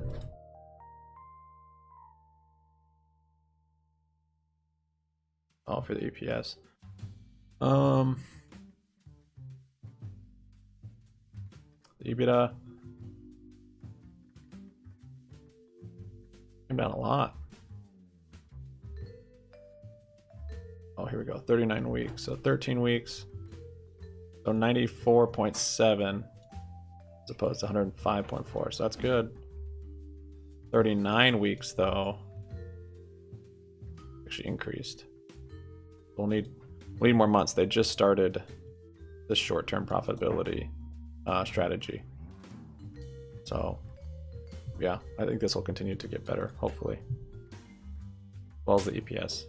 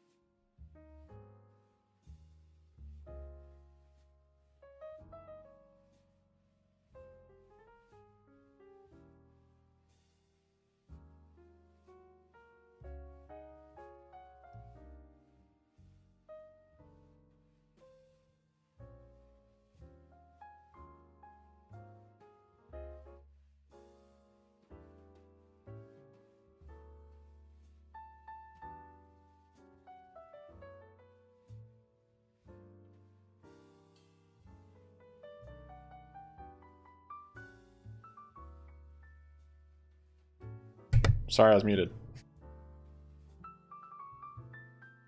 Yeah, estimates were super lofty like always, so, but their EPS is getting better. But they expect 4.5 year-over-year growth in a recession. Great. Is Best Buy doing that? Is Target doing that? No.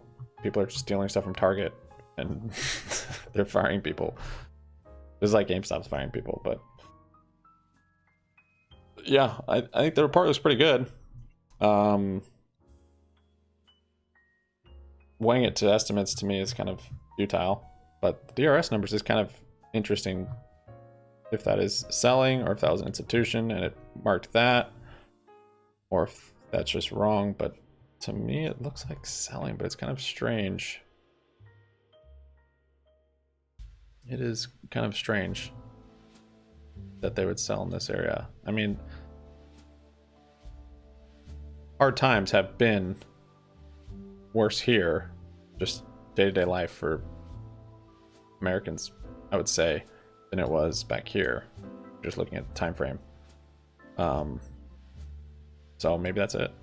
And again, this is pretty boring if you got into GME for excitement. But look how good it's holding up after hours. All right, 7 minutes. Let's see there. So those numbers are.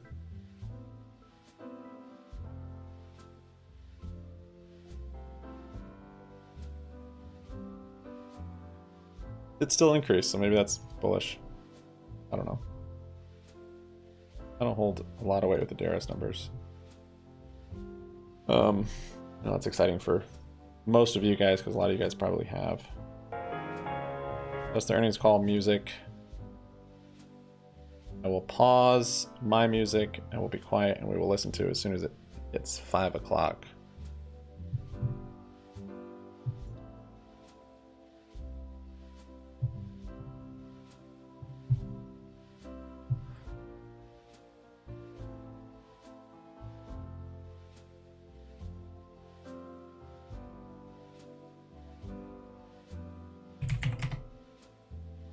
Buys flat after hours.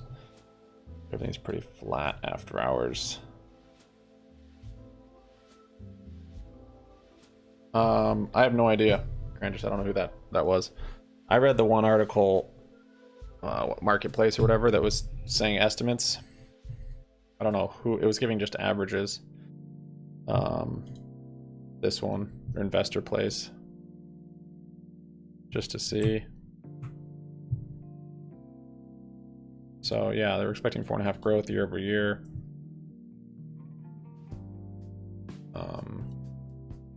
Then EPS, they expected even better.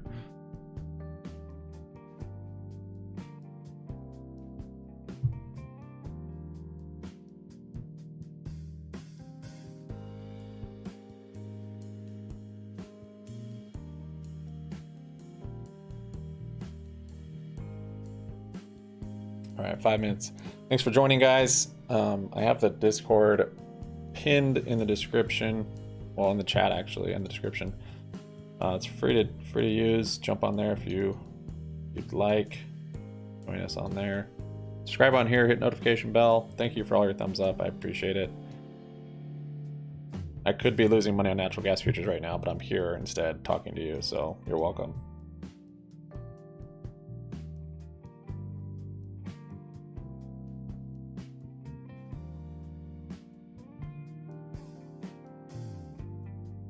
I'm pretty surprised how flat it is with that report compared to estimates. Yeah, where can I see it's cash flow positive? Happiness is cash flow positive. That was the pillow for Carl Icahn, wasn't it? That is couch pillow. Is it actually cash flow positive though? I'm doofus with earnings. 8Ks and 10Qs.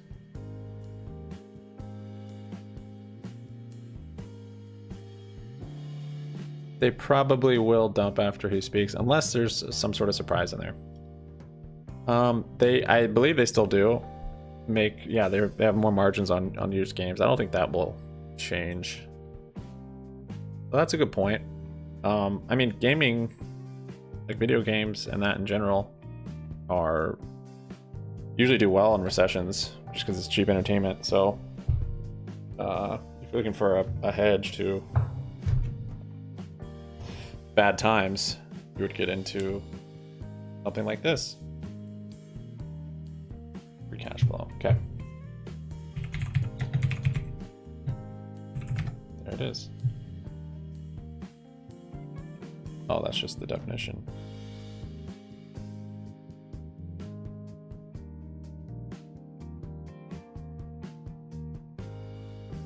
There you go. What do you know? Wow. That's maybe what's holding it up, honestly. Games are meth. That's sick. Dude, if Icon comes on the earnings call.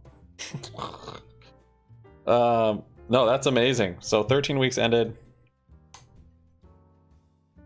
That's fast. That's a huge turnaround. RC got right to work. We heard that interview, and of course he was working on short-term profits and cash flow positive before that, of course. But I mean, look at this. So year over year, that's a huge increase.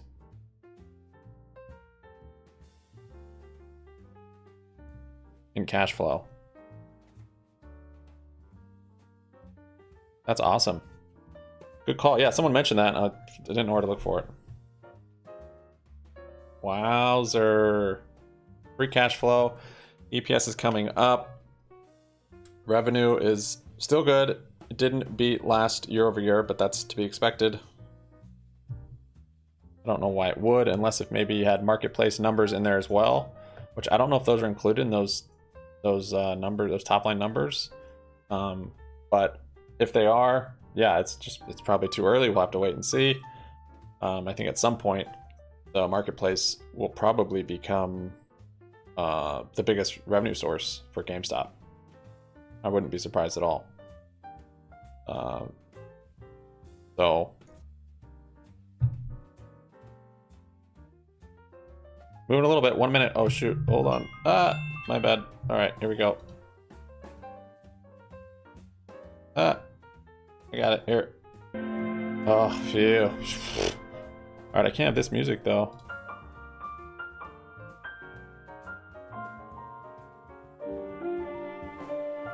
Sorry, I can't play that music. I'll get copyright. It's not out yet. They're late.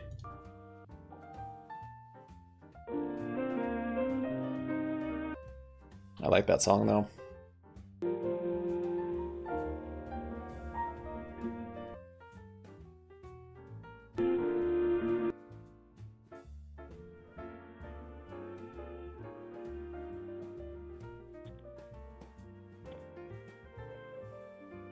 We are waiting. Earnings call.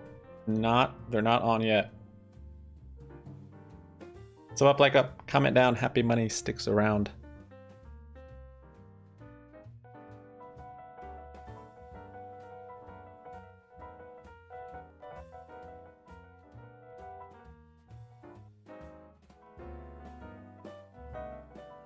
Make us wait. I like that.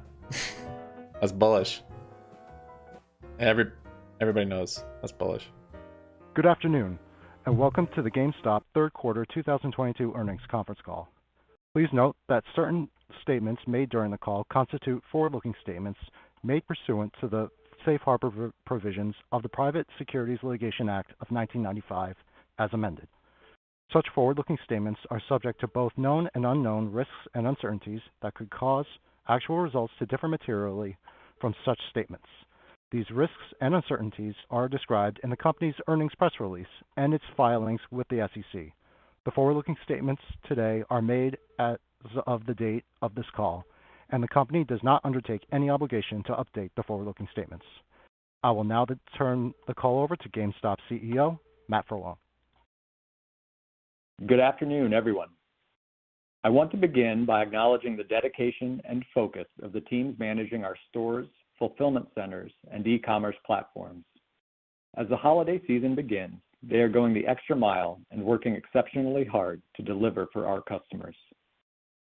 I also want to take the opportunity to acknowledge our stockholders who continue to demonstrate unrivaled enthusiasm and support. As we work to transform the company and do something unprecedented in the retail sector, that sustained passion is a major tailwind for us. Similar to last quarter, I'm going to spend some time at the outset of this call recapping where we've been, where we are now, and where we're looking to go. Throughout 2021 and 2022, we were extremely focused on repairing our decayed foundation, reestablishing a culture of operational intensity, and setting the right long-term priorities. This translated to building a strong balance sheet, modernizing a crumbling infrastructure, and putting together teams that are now able to operate with the nimbleness and efficiency our stockholders and customers expect. Today, we're in the process of aligning corporate costs to our go-forward needs after completing the majority of necessary upgrades to our systems, fulfillment capabilities, and overall foundation. A large portion of our cost cuts will stem from reductions in corporate headcount that have been made during the back half of this calendar year. In some cases, individuals who helped us complete key initiatives have left on their own accord and are not being replaced. In other cases, we've made the decision to eliminate or streamline parts of the organization where we can leverage the work completed over the past 18 months to operate with increased efficiency. We now have a firm understanding of the resources required to pursue opportunities in gaming, as well as high potential growth categories like collectibles and pre-owned businesses. Looking ahead, we have two overarching priorities: achieving profitability in the near term and driving pragmatic growth over the long term. Now that the necessary investments have been made and we have identified the aforementioned opportunity set, we're going to be very judicious with respect to how we allocate capital to the core business. Maintaining a sizable cash position will maximize our optionality and keep us strong against a challenging economic backdrop. If a strategic asset or complementary business becomes available in the right price range, we want to be able to explore those acquisitions. As a result of these steps and our planning, we believe GameStop is well positioned heading into 2023. We stand to benefit from our strong cash position, lack of debt, healthy inventory mix, shrinking cost structure, and disciplined focus on categories where we have competitive positioning. We are also fortunate that the company's exposure to digital assets has been very modest thanks to risk management efforts. The company has proactively minimized exposure to cryptocurrency risk throughout the year and does not currently hold a material balance of any token. Although we continue to believe there is long-term potential for digital assets in the gaming world, we have not and will not risk meaningful stockholder capital in the space. Let me now turn to our financial results for Q3. Net sales were $1.186 billion for the quarter, compared to $1.297 billion in the prior year's third quarter. Approximately $50 million of the decline is attributable to FX. Sales attributable to new and expanded brand relationships remained strong. Likewise, sales in the collectibles category remained strong on a year-to-date basis. SG&A was $387.9 million, or 32.7% of sales, compared to $421.5 million, or 32.5% of sales in last year's third quarter. Notably, SG&A as a percentage of revenue was down on a sequential basis from 34.1% in Q2 of this year.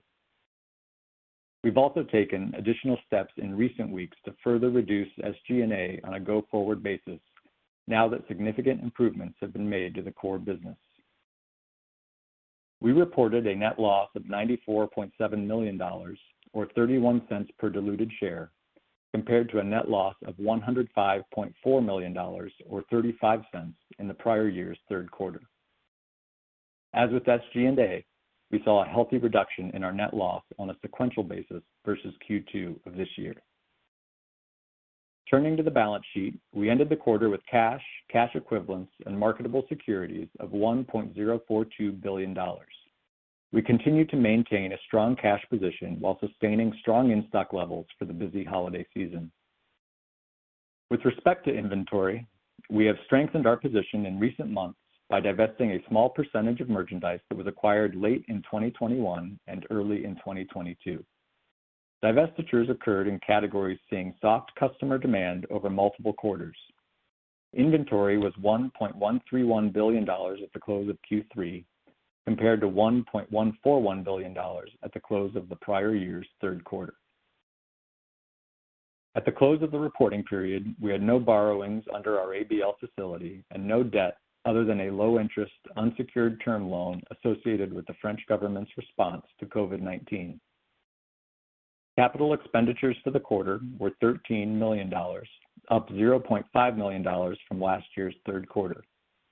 We anticipate CapEx will remain at similar or reduced levels now that the company has largely completed its period of heavy investment. In the third quarter, cash flow provided by operations was $177.3 million, compared to an outflow of $293.7 million during the same period last year. In terms of an outlook, we're not providing formal guidance at this time.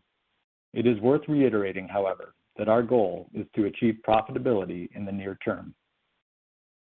I want to finish by reiterating what we've said in the past.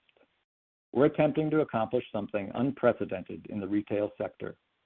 We're seeking to transform a legacy brick-and-mortar business that was on the brink of bankruptcy into a retailer that meets customers' needs through our stores, e-commerce properties, and emerging sales channels. This path carries risk and is taking time, but it is the path we are on. With that said, GameStop is a stronger business today than at any time in the recent past. I'll leave it there for this quarter. Thank you. This concludes today's conference. Thank you for your participation. You may now disconnect. Wow. Yeah, that was good. He wasn't last earnings call, he was more like slapping in faces. This time was a little more subdued, I guess you'd say. Not sure. But that was, I mean, that was good. No guidance is what we expected. The thing about acquisitions, or what do you say about buying used businesses? That seemed interesting. I'm not sure what he was talking about there. Yeah, short and to the point's good. Total class. Acquisition. I know. I kind of want to go back and listen to it. Yeah, the cash burn is definitely slowing. Cash flow positive. If they can keep that up the next couple quarters, I mean, I imagine this next quarter they can just because of the holidays. But with money getting so tight in the next couple quarters, if they can squeak out more positive cash flow, that would be awesome. We just heard the earnings call. You just missed it. So go back 10 minutes. Biggie Smalls, DD on BBY? No. Yeah, I said pre-owned business. Pre-owned business? What would that mean?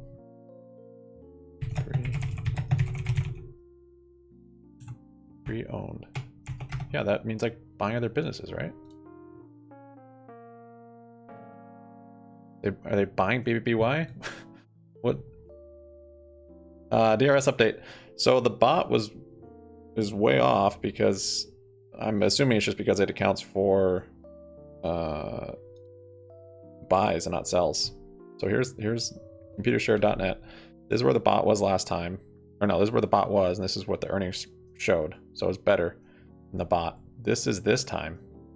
So the bot was thinking 90 something million, but it's actually 71.8 million. So only a little increase since last one, 500,000 or something. So there's either some selling going on the DRS side, or maybe the DRS numbers are accounted for whales also, or institution, and there's some big institution selling, or there's some glitch, or that's just leveling off now. You know, it's still an increase from the last one, so that's good. Pre-owns means secondhand. I mean, I don't know. Biggie suggestion I can buy his BY and spins off Bye Bye Baby to RC. That'd be cool. Fat profit. I don't expect fat profit in Q4, even though it's holidays. Just again, because the trend right now is people are spending less, and that's only just begun because they're at the they're all maxed out on their credit cards and their savings are gone. So gonna go from spending less to not spending anything, I feel like. So this might be the last. I mean, this Q4 should be better than Q3, I'd imagine, but year over year, it could be, I don't know. It could be less for Q4. Unless if the marketplace starts to gain traction, if they're able to, then yeah, maybe that'll offset something. But so far, it's not. I don't think anything. I couldn't find it specifically the marketplace in their form. Ready to swap competitors. Yeah, that's what I'm thinking also. Yeah, so much cash and then $1 billion in inventory. So, you know, even if they spend a lot of cash, they've got tons of inventory they can still sell. It's not like they run out of money. Yeah, Don, did that sound like them merger and acquisition? That wording, I was surprised to hear that.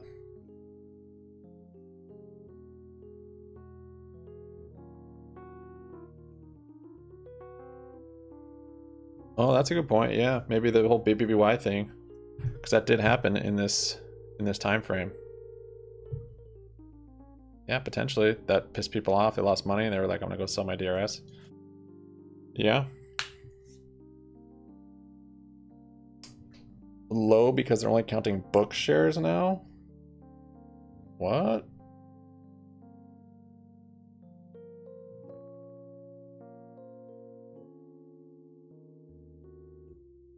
So you're saying the filing is only counting book shares now and not planned shares, and it was before? Do you have a source for this? I don't know why they would change what they were counting as DRS, and why they would do it now, and without saying anything.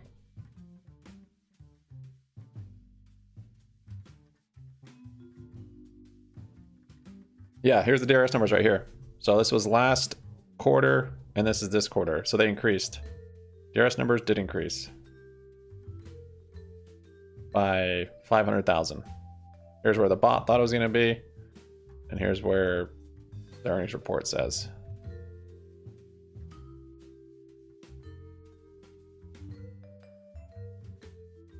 Yeah, I'm not sure about the book plan, book versus plan.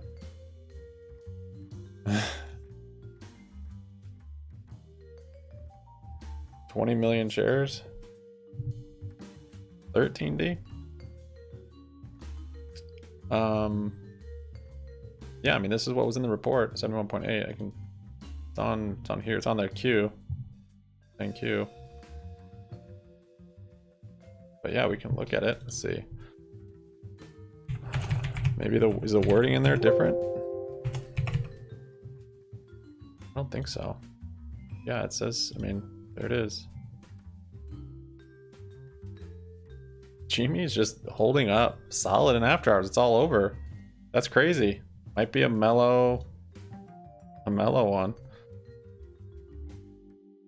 Yeah, here's the, you see that? As of October 29th, 71.8 million shares were directly registered with a transfer agent. I don't know what all this up here they're getting at. Because this is new. They've not put this in before. Oh, getting a little volatile. Uh-oh. 2.5%.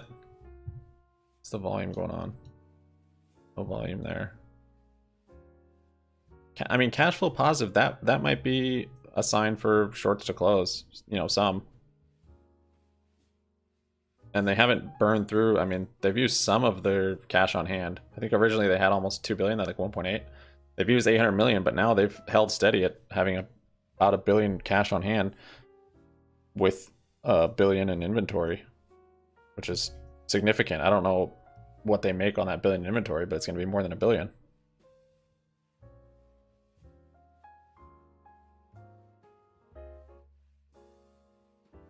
I think that actor.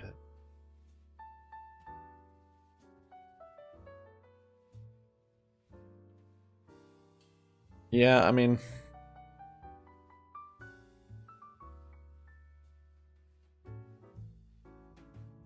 I don't think bad actors pumped the numbers in prior quarters because the bot was, or the earnings reports were confirming that the bot was right. So yeah, they don't talk about naked short selling in an earnings call. And actually in the earnings report, is that in there? I didn't even check. It's probably not. If they had it out last time, they probably aren't going to put it back in. Let's see. Was it in the? Is it in the 10Q or is it in the?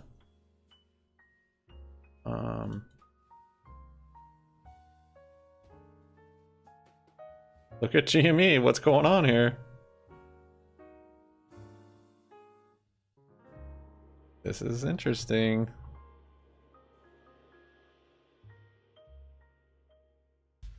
Let's see, the carrying values. I'm looking at their 10Q, seeing if they have. I'll look at the 8K. No, yeah, they don't have anything as far as I can tell about potential for a short squeeze in the filings. Same as before.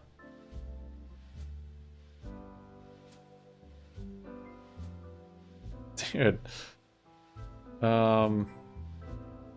This is, I mean, after hours doesn't mean much, but there is some volume there. Let's see, 8,000. Yeah, compare that with back here, a normal after hours. That is some volume.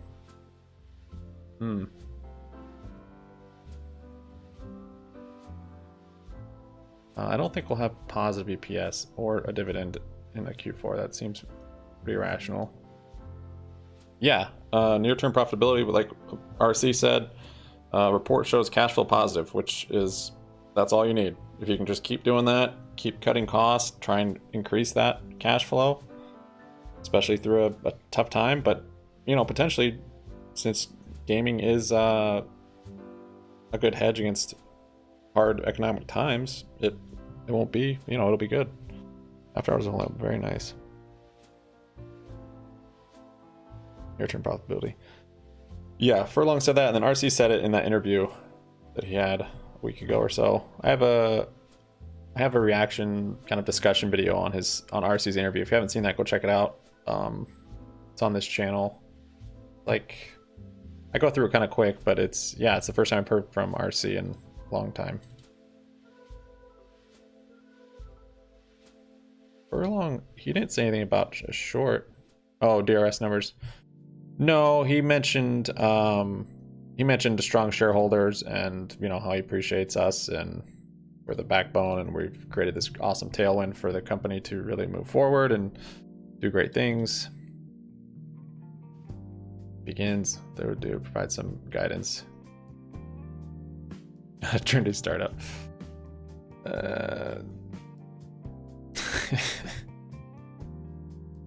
I don't know. I don't know if I care much about guidance. I mean, there's been a couple companies that have cut guidance again this last earnings, just like they did after COVID. And then they gave guidance for however many quarters, and then just recently started cutting guidance again. So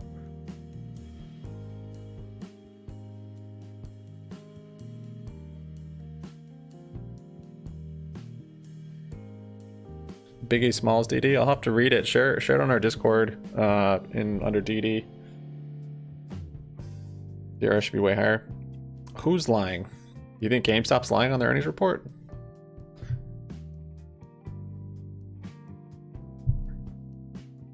Yeah, I don't really care about guidance, honestly. Not at this point.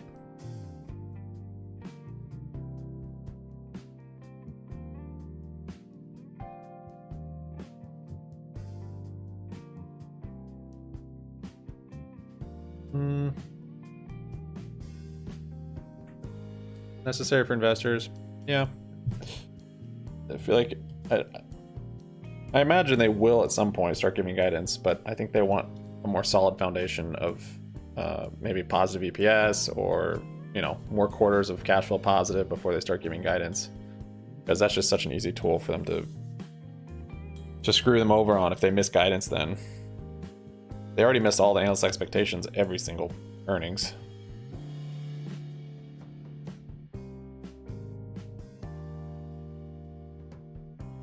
I don't understand why liquidity volume keeps declining so fast, but it's just stagnated.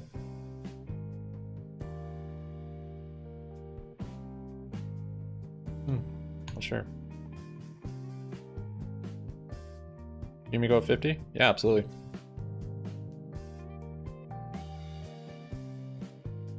Yeah, I don't know if you can post links in this chat. So GME with little pump after hours here though. Kind of interesting. This has got to be from that cash flow positive, because it, from what I could tell, it missed all the expectations on EPS and revenue, which doesn't mean they were bad. It's just they just had stupid expectations. They should have been right. If they're good analysts, they would have been right on.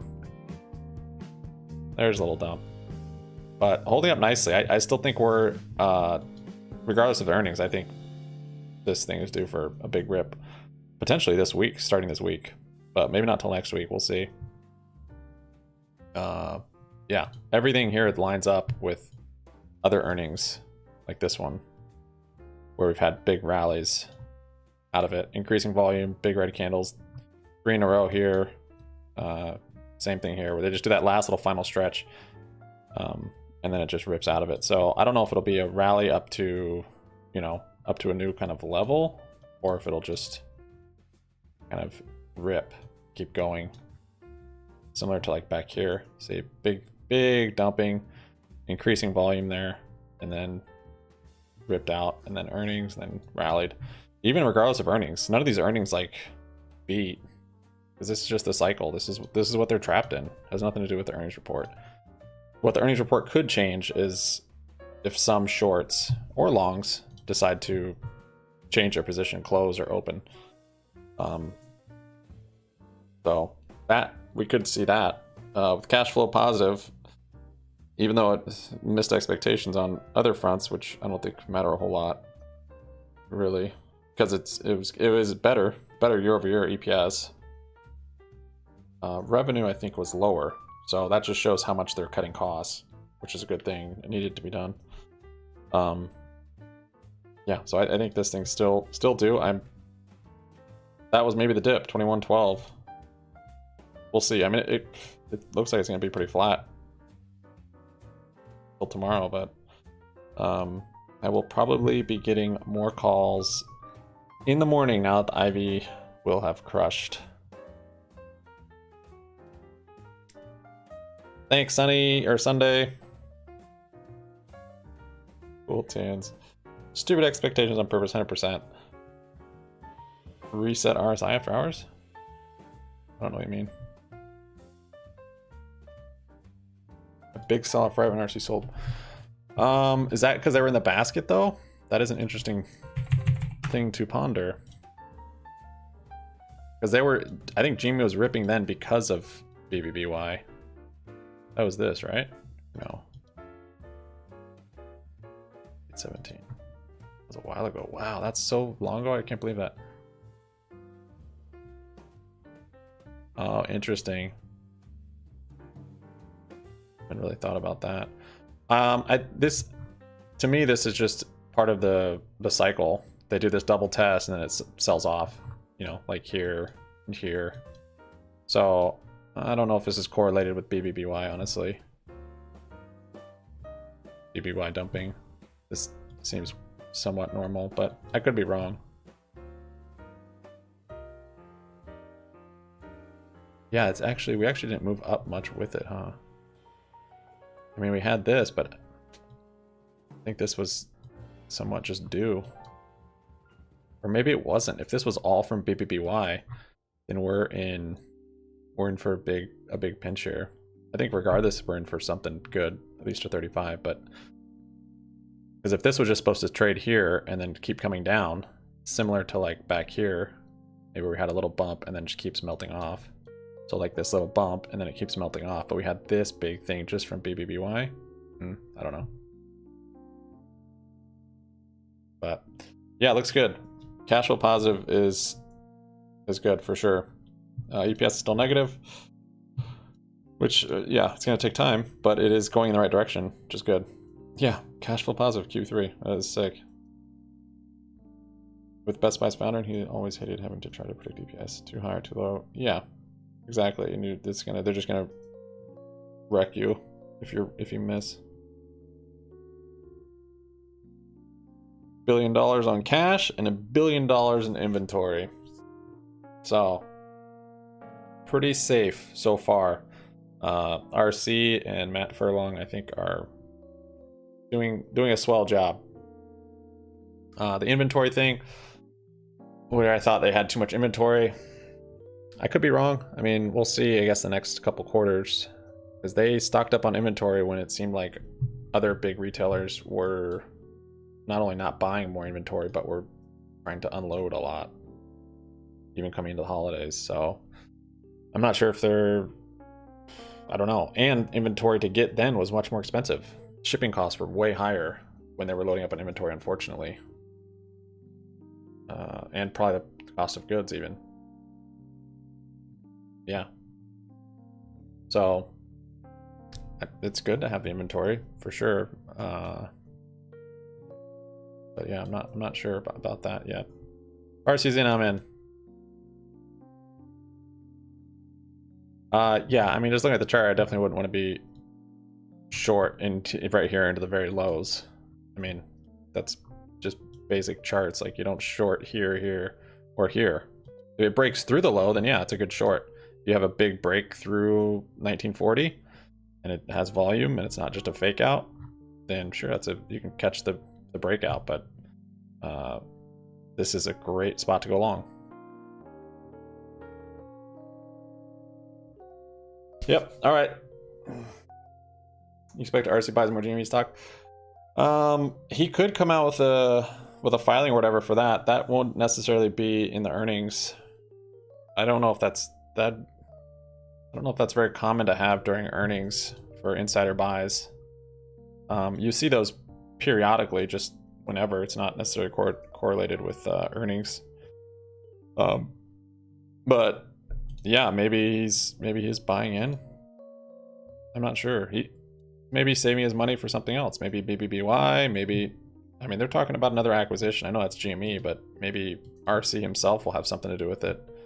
So they're talking about buying used businesses, something like that. That was interesting. I'm gonna have to listen to that again. Go back and listen to the earnings call and tell me what you think. What are they talking about? Buying used, or yeah, used businesses, something along those lines. DRS amount, I will pull it up. It is higher than last time, but it is not as high as the bot was predicting. There it is right there. Here's last quarter on the earnings. Here's this quarter on the earnings. So it's 500,000 more than last quarter, but the bot was predicting up here. Potentially because it only takes in buys, doesn't take in sells. That, or there's something else going on. Like, yeah, you guys have called out big institution selling, and that's affecting it, which could be, or big whale selling. I'm not sure. The last, yeah, that's true. It was after. There you go. That's true. That's what started that rally. Good point. Good point. Right here. That's what started the rally, was RC buying in on the lit exchange like a savage. I think it was like here, like, or maybe even this day. He had the filing for buying more shares. So yeah, we could see that. Could see RC buying in, or even GameStop itself. Can't they acquire like 100 million worth of shares? I'm not sure they will do that right now, or if that's even a good idea to do now where they are. But I think it's possible. Well, that's a joke. First could set it off, but they don't. So he likes to see people in the company buying shares. Yep. Close window ends once earnings are announced. Yeah, they're free to do whatever after earnings, I believe, right?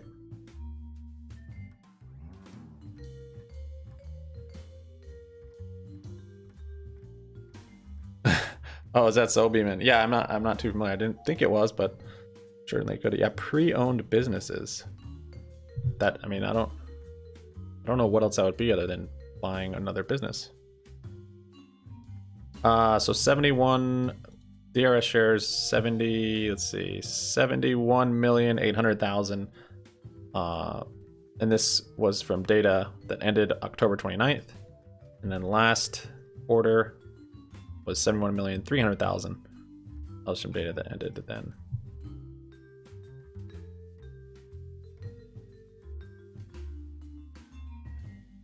They have the possibility. Yeah. This probably wouldn't be a good time to buy. Not to say the price isn't nice, but just where the economy is right now and what they're trying to do as a company, buying back shares, and that's what he hated about BBBY, which makes sense. You don't buy back shares when it's high, and then BBY end up having to offer shares when it's super low. That's a cheap way of inflating your stock price, buying back shares. In a loose monetary system and low interest rate environment, yes, stocks can buy back shares and the stock runs and all this, but as far as a company, I think it's smarter that they don't buy back shares right now. Not to say the price isn't right, but just because they need to keep that cash. That said, RC definitely could if he thinks the price is good. And if that's what he wants to do with his cash. I mean, he's got a ton of exposure to it already. Maybe he wants that for something else. He did make some money on BBY, so maybe just throw those earnings into it. That'd be sick. BIS report. Oh yeah, the 8 trillion FX swaps. Maybe roll over next. Yeah, I looked into it a little bit. I'm not too interested in looking into all that. Yeah. I read about some of that stuff and I'm like, I don't think it has anything to do with my life, so I'll just leave it alone. Something's not adding up with the DRS numbers. Yeah, people are pretty perplexed by it. If Ryan buys the dip heavy, he can actually, last time he bought 100k more, which isn't a lot. Yeah. Yeah, I mean, he was buying on lit though, which was actually causing the price action. Typically they wouldn't buy, they would do dark pools or whatever, block trades, which wouldn't affect the price. So I don't know if he would buy on the lit again. I mean, for his sake, it's not very smart. I mean, it's nice for us to see and have it affect the stock price, but even if he bought off exchange or whatever, however it works with the block trades, just the report coming out of him buying a bunch of shares would be super bullish, and that could cause a squeeze anyways, or a huge rip at least. It doesn't have to be on lit. I think lit exchange is cool, but yeah, I don't know if I'll do that again. People running the bot will be looking at it.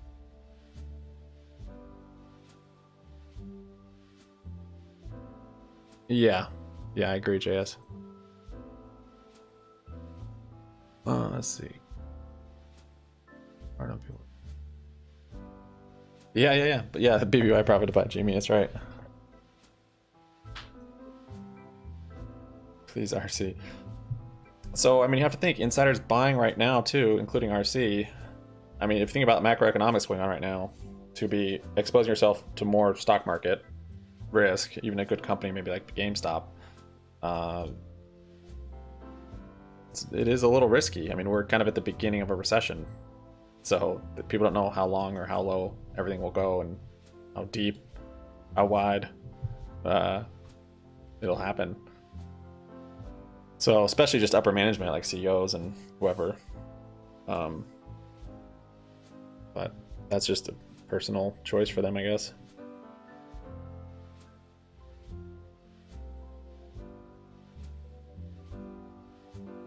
He's able to own 20%. He owns 11%. Yeah. Where'd the company file the DTCC? Oh, I mean, it's not forgotten about. We've done a lot of financial advice. What's FA? All the acronyms, man. It might not be as uncommon as we thought it was. I think people looked into it with Tesla and the share split they had. That was supposed to be a dividend. Financial analysis. Oh, okay. But you've never seen anything like that. Yeah, I mean, that's my argument for people thinking once the float's locked with DRS, we're just going to squeeze immediately. I'm like, dude, they shut off so you can't buy shares. They've shut off so you can't buy options. Was it buy or sell? Yeah, I think they just shut off options totally at one point. And now they have basically blatantly out in the open issued shares that didn't exist. Like we knew they were doing that, but they've done it. They've reported that they've done it. So if you DRS the float, like, why do you think there's not gonna be more cheating? Like, oh great, you have the float locked, stock's gonna go down from short selling. And they did all that out, like, we know about all that they did. Locking the float that would just make article headlines on very small little niche media probably, and it wouldn't matter. We're still waiting on GG to do stuff from years ago that happened on GameStop. But actually, that being said, all the reform is coming this month that they're talking about, and part of that I think is payment for order flow. That honestly that could be a catalyst for the squeeze starting.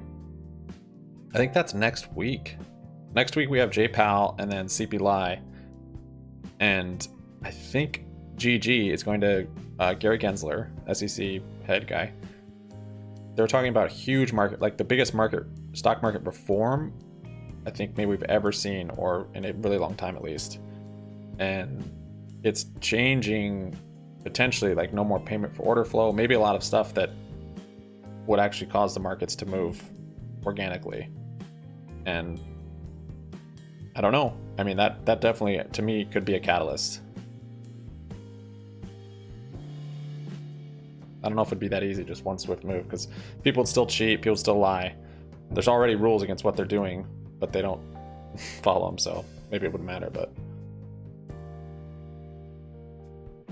well, yeah, definitely cause bigger liquidity issues. I mean, liquidity right now it's just getting more and more fake. Purple circle and super stock. I want to post a purple circle and super stock with like $1 million, and it's a sell. A sell order, and say, oh sorry, I should have put this on the bot before the earnings call. Oh, the futures roll over the same day. Oh wow, that's gonna be volatile next week. I'm already expecting volatility from CPI and PAL. It's gonna be crazy. I gotta be careful in futures. It gets sketchy. Some people go out of bankrupt, or they'll just change their system. I mean, why would they not just change the way they do business? January 21, did that run up have any short covering, or was that purely following game ramping? I mean, Gary Gensler had all the data, and he came out and said that there was hardly any shorts that covered during here. So he said that was mostly from a gamma squeeze and just retail FOMO and retail pressure. I think this had nothing to do with a short squeeze, because that would have been shorts closing. He said there wasn't that. So I mean, it's what we've thought, but then once he came out with that, I was like, wow, okay. He said that, I don't know, somewhere around here. He came out and said that. Where was it? This is like my lifeline. And like I can tell you what events happened where it was on the GME chart. What events in my life. It's so jacked. 2%, holding strong. That's crazy. Supposed to sell the bot, dude. That would be so hilarious. I would be banned for life from Superstonk. Take me back. No, this is good. Good long accumulation. Just bounced off that low support. Got this engulfing candle on the hourly today. Yeah. I think even right now you probably won't get this deal much longer. I think we're gonna get a bounce quickly. I mean, this holding up after hours is, yeah, it might start ripping pre-market. I don't know. FOMO and yeah, gamma. I think a lot of options played into it for sure. This report said it wasn't squeezed. Yeah, BBY just gapped up right there. Huh. Just like my life wasn't January. Oh, you're talking about your January. I know what you mean. Yeah, I can think back to like different memories, different points, like. And then every time I look at a pinch, I'm like, what was I thinking? Why didn't I take more profits? Why did I take more profits? Because I was so excited and I thought I was going to go to $1 million. So every time I've gotten a little better at it. Tough though. It's really tough. 2%. That's it. Such a good time. Yep, Fish Report said it. So direction of the future was to report short positions. What?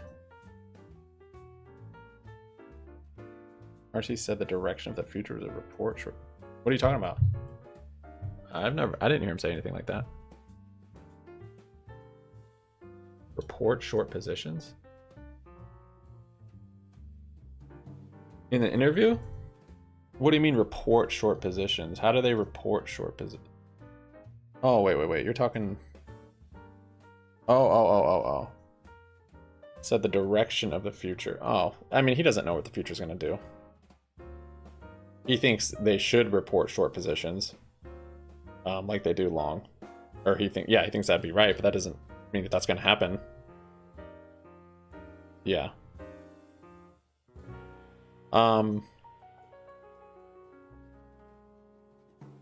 Yeah. Yeah, I mean, that doesn't mean that's going to happen. That's what he thinks should be done, but that doesn't matter, fortunately. Well, that's what I got for you guys. Thank you so much. Thanks for your thumbs up. Thank you for your subscriptions. Jump on our Discord. Again, it's free. I don't offer any paid services or anything. We give free high fives and hugs all day long on Discord. And make sure to subscribe on here. Hit the notification, please. BYX is expected before January 5th. SC preparing with Azimuth. Probably not happening next week. No. Why would it happen before January 5th? What's January 5th? Is that when the bond thing is up for Bed Bath? Right here? I don't know what's going on with Bed Bath, man. I still have a huge position on it though, and I'd be happy to break even on it. Yeah, I've still got like 50 grand in Bed Bath & Beyond at a cost basis of $9. But it's coming down because it's in short puts. But then on my one account, it's in shares. And I haven't sold covered calls because the chart looks bullish and it keeps going up. So I'm like, oh, I need to just ride it for a bit and then sell calls. Because I don't want to sell calls under $9 when it's this low, especially. So thanks, Eric. Appreciate it, man. Give me to million win. Well, we're one step closer. Cash flow positive is great. Their EPS numbers got better. Their revenue shrunk, but their loss also shrunk. So those are good things. I mean, of course, increasing revenue year over year is nice, but I guess that's to be expected with how this year is compared to last year, and just people's money on hand is there's no more money. Credit cards are maxed out, savings are gone. So probably only get worse from here on out. But that's the market we live in. It seems like it's pretty bullish, and I think we're on for a good rip within the next 20 days or so. I'd say before the end of the month we'll see 35, if not higher. That's what I got for you guys. Thank you so much. You're welcome, Eli. Sub up, like up, comment down. Happy money sticks around. We'll see you on Discord, guys. Peace out. Oh, did you guys do any Q&A? I don't even know how to see this. All right, whatever. Later, guys. Merry Christmas.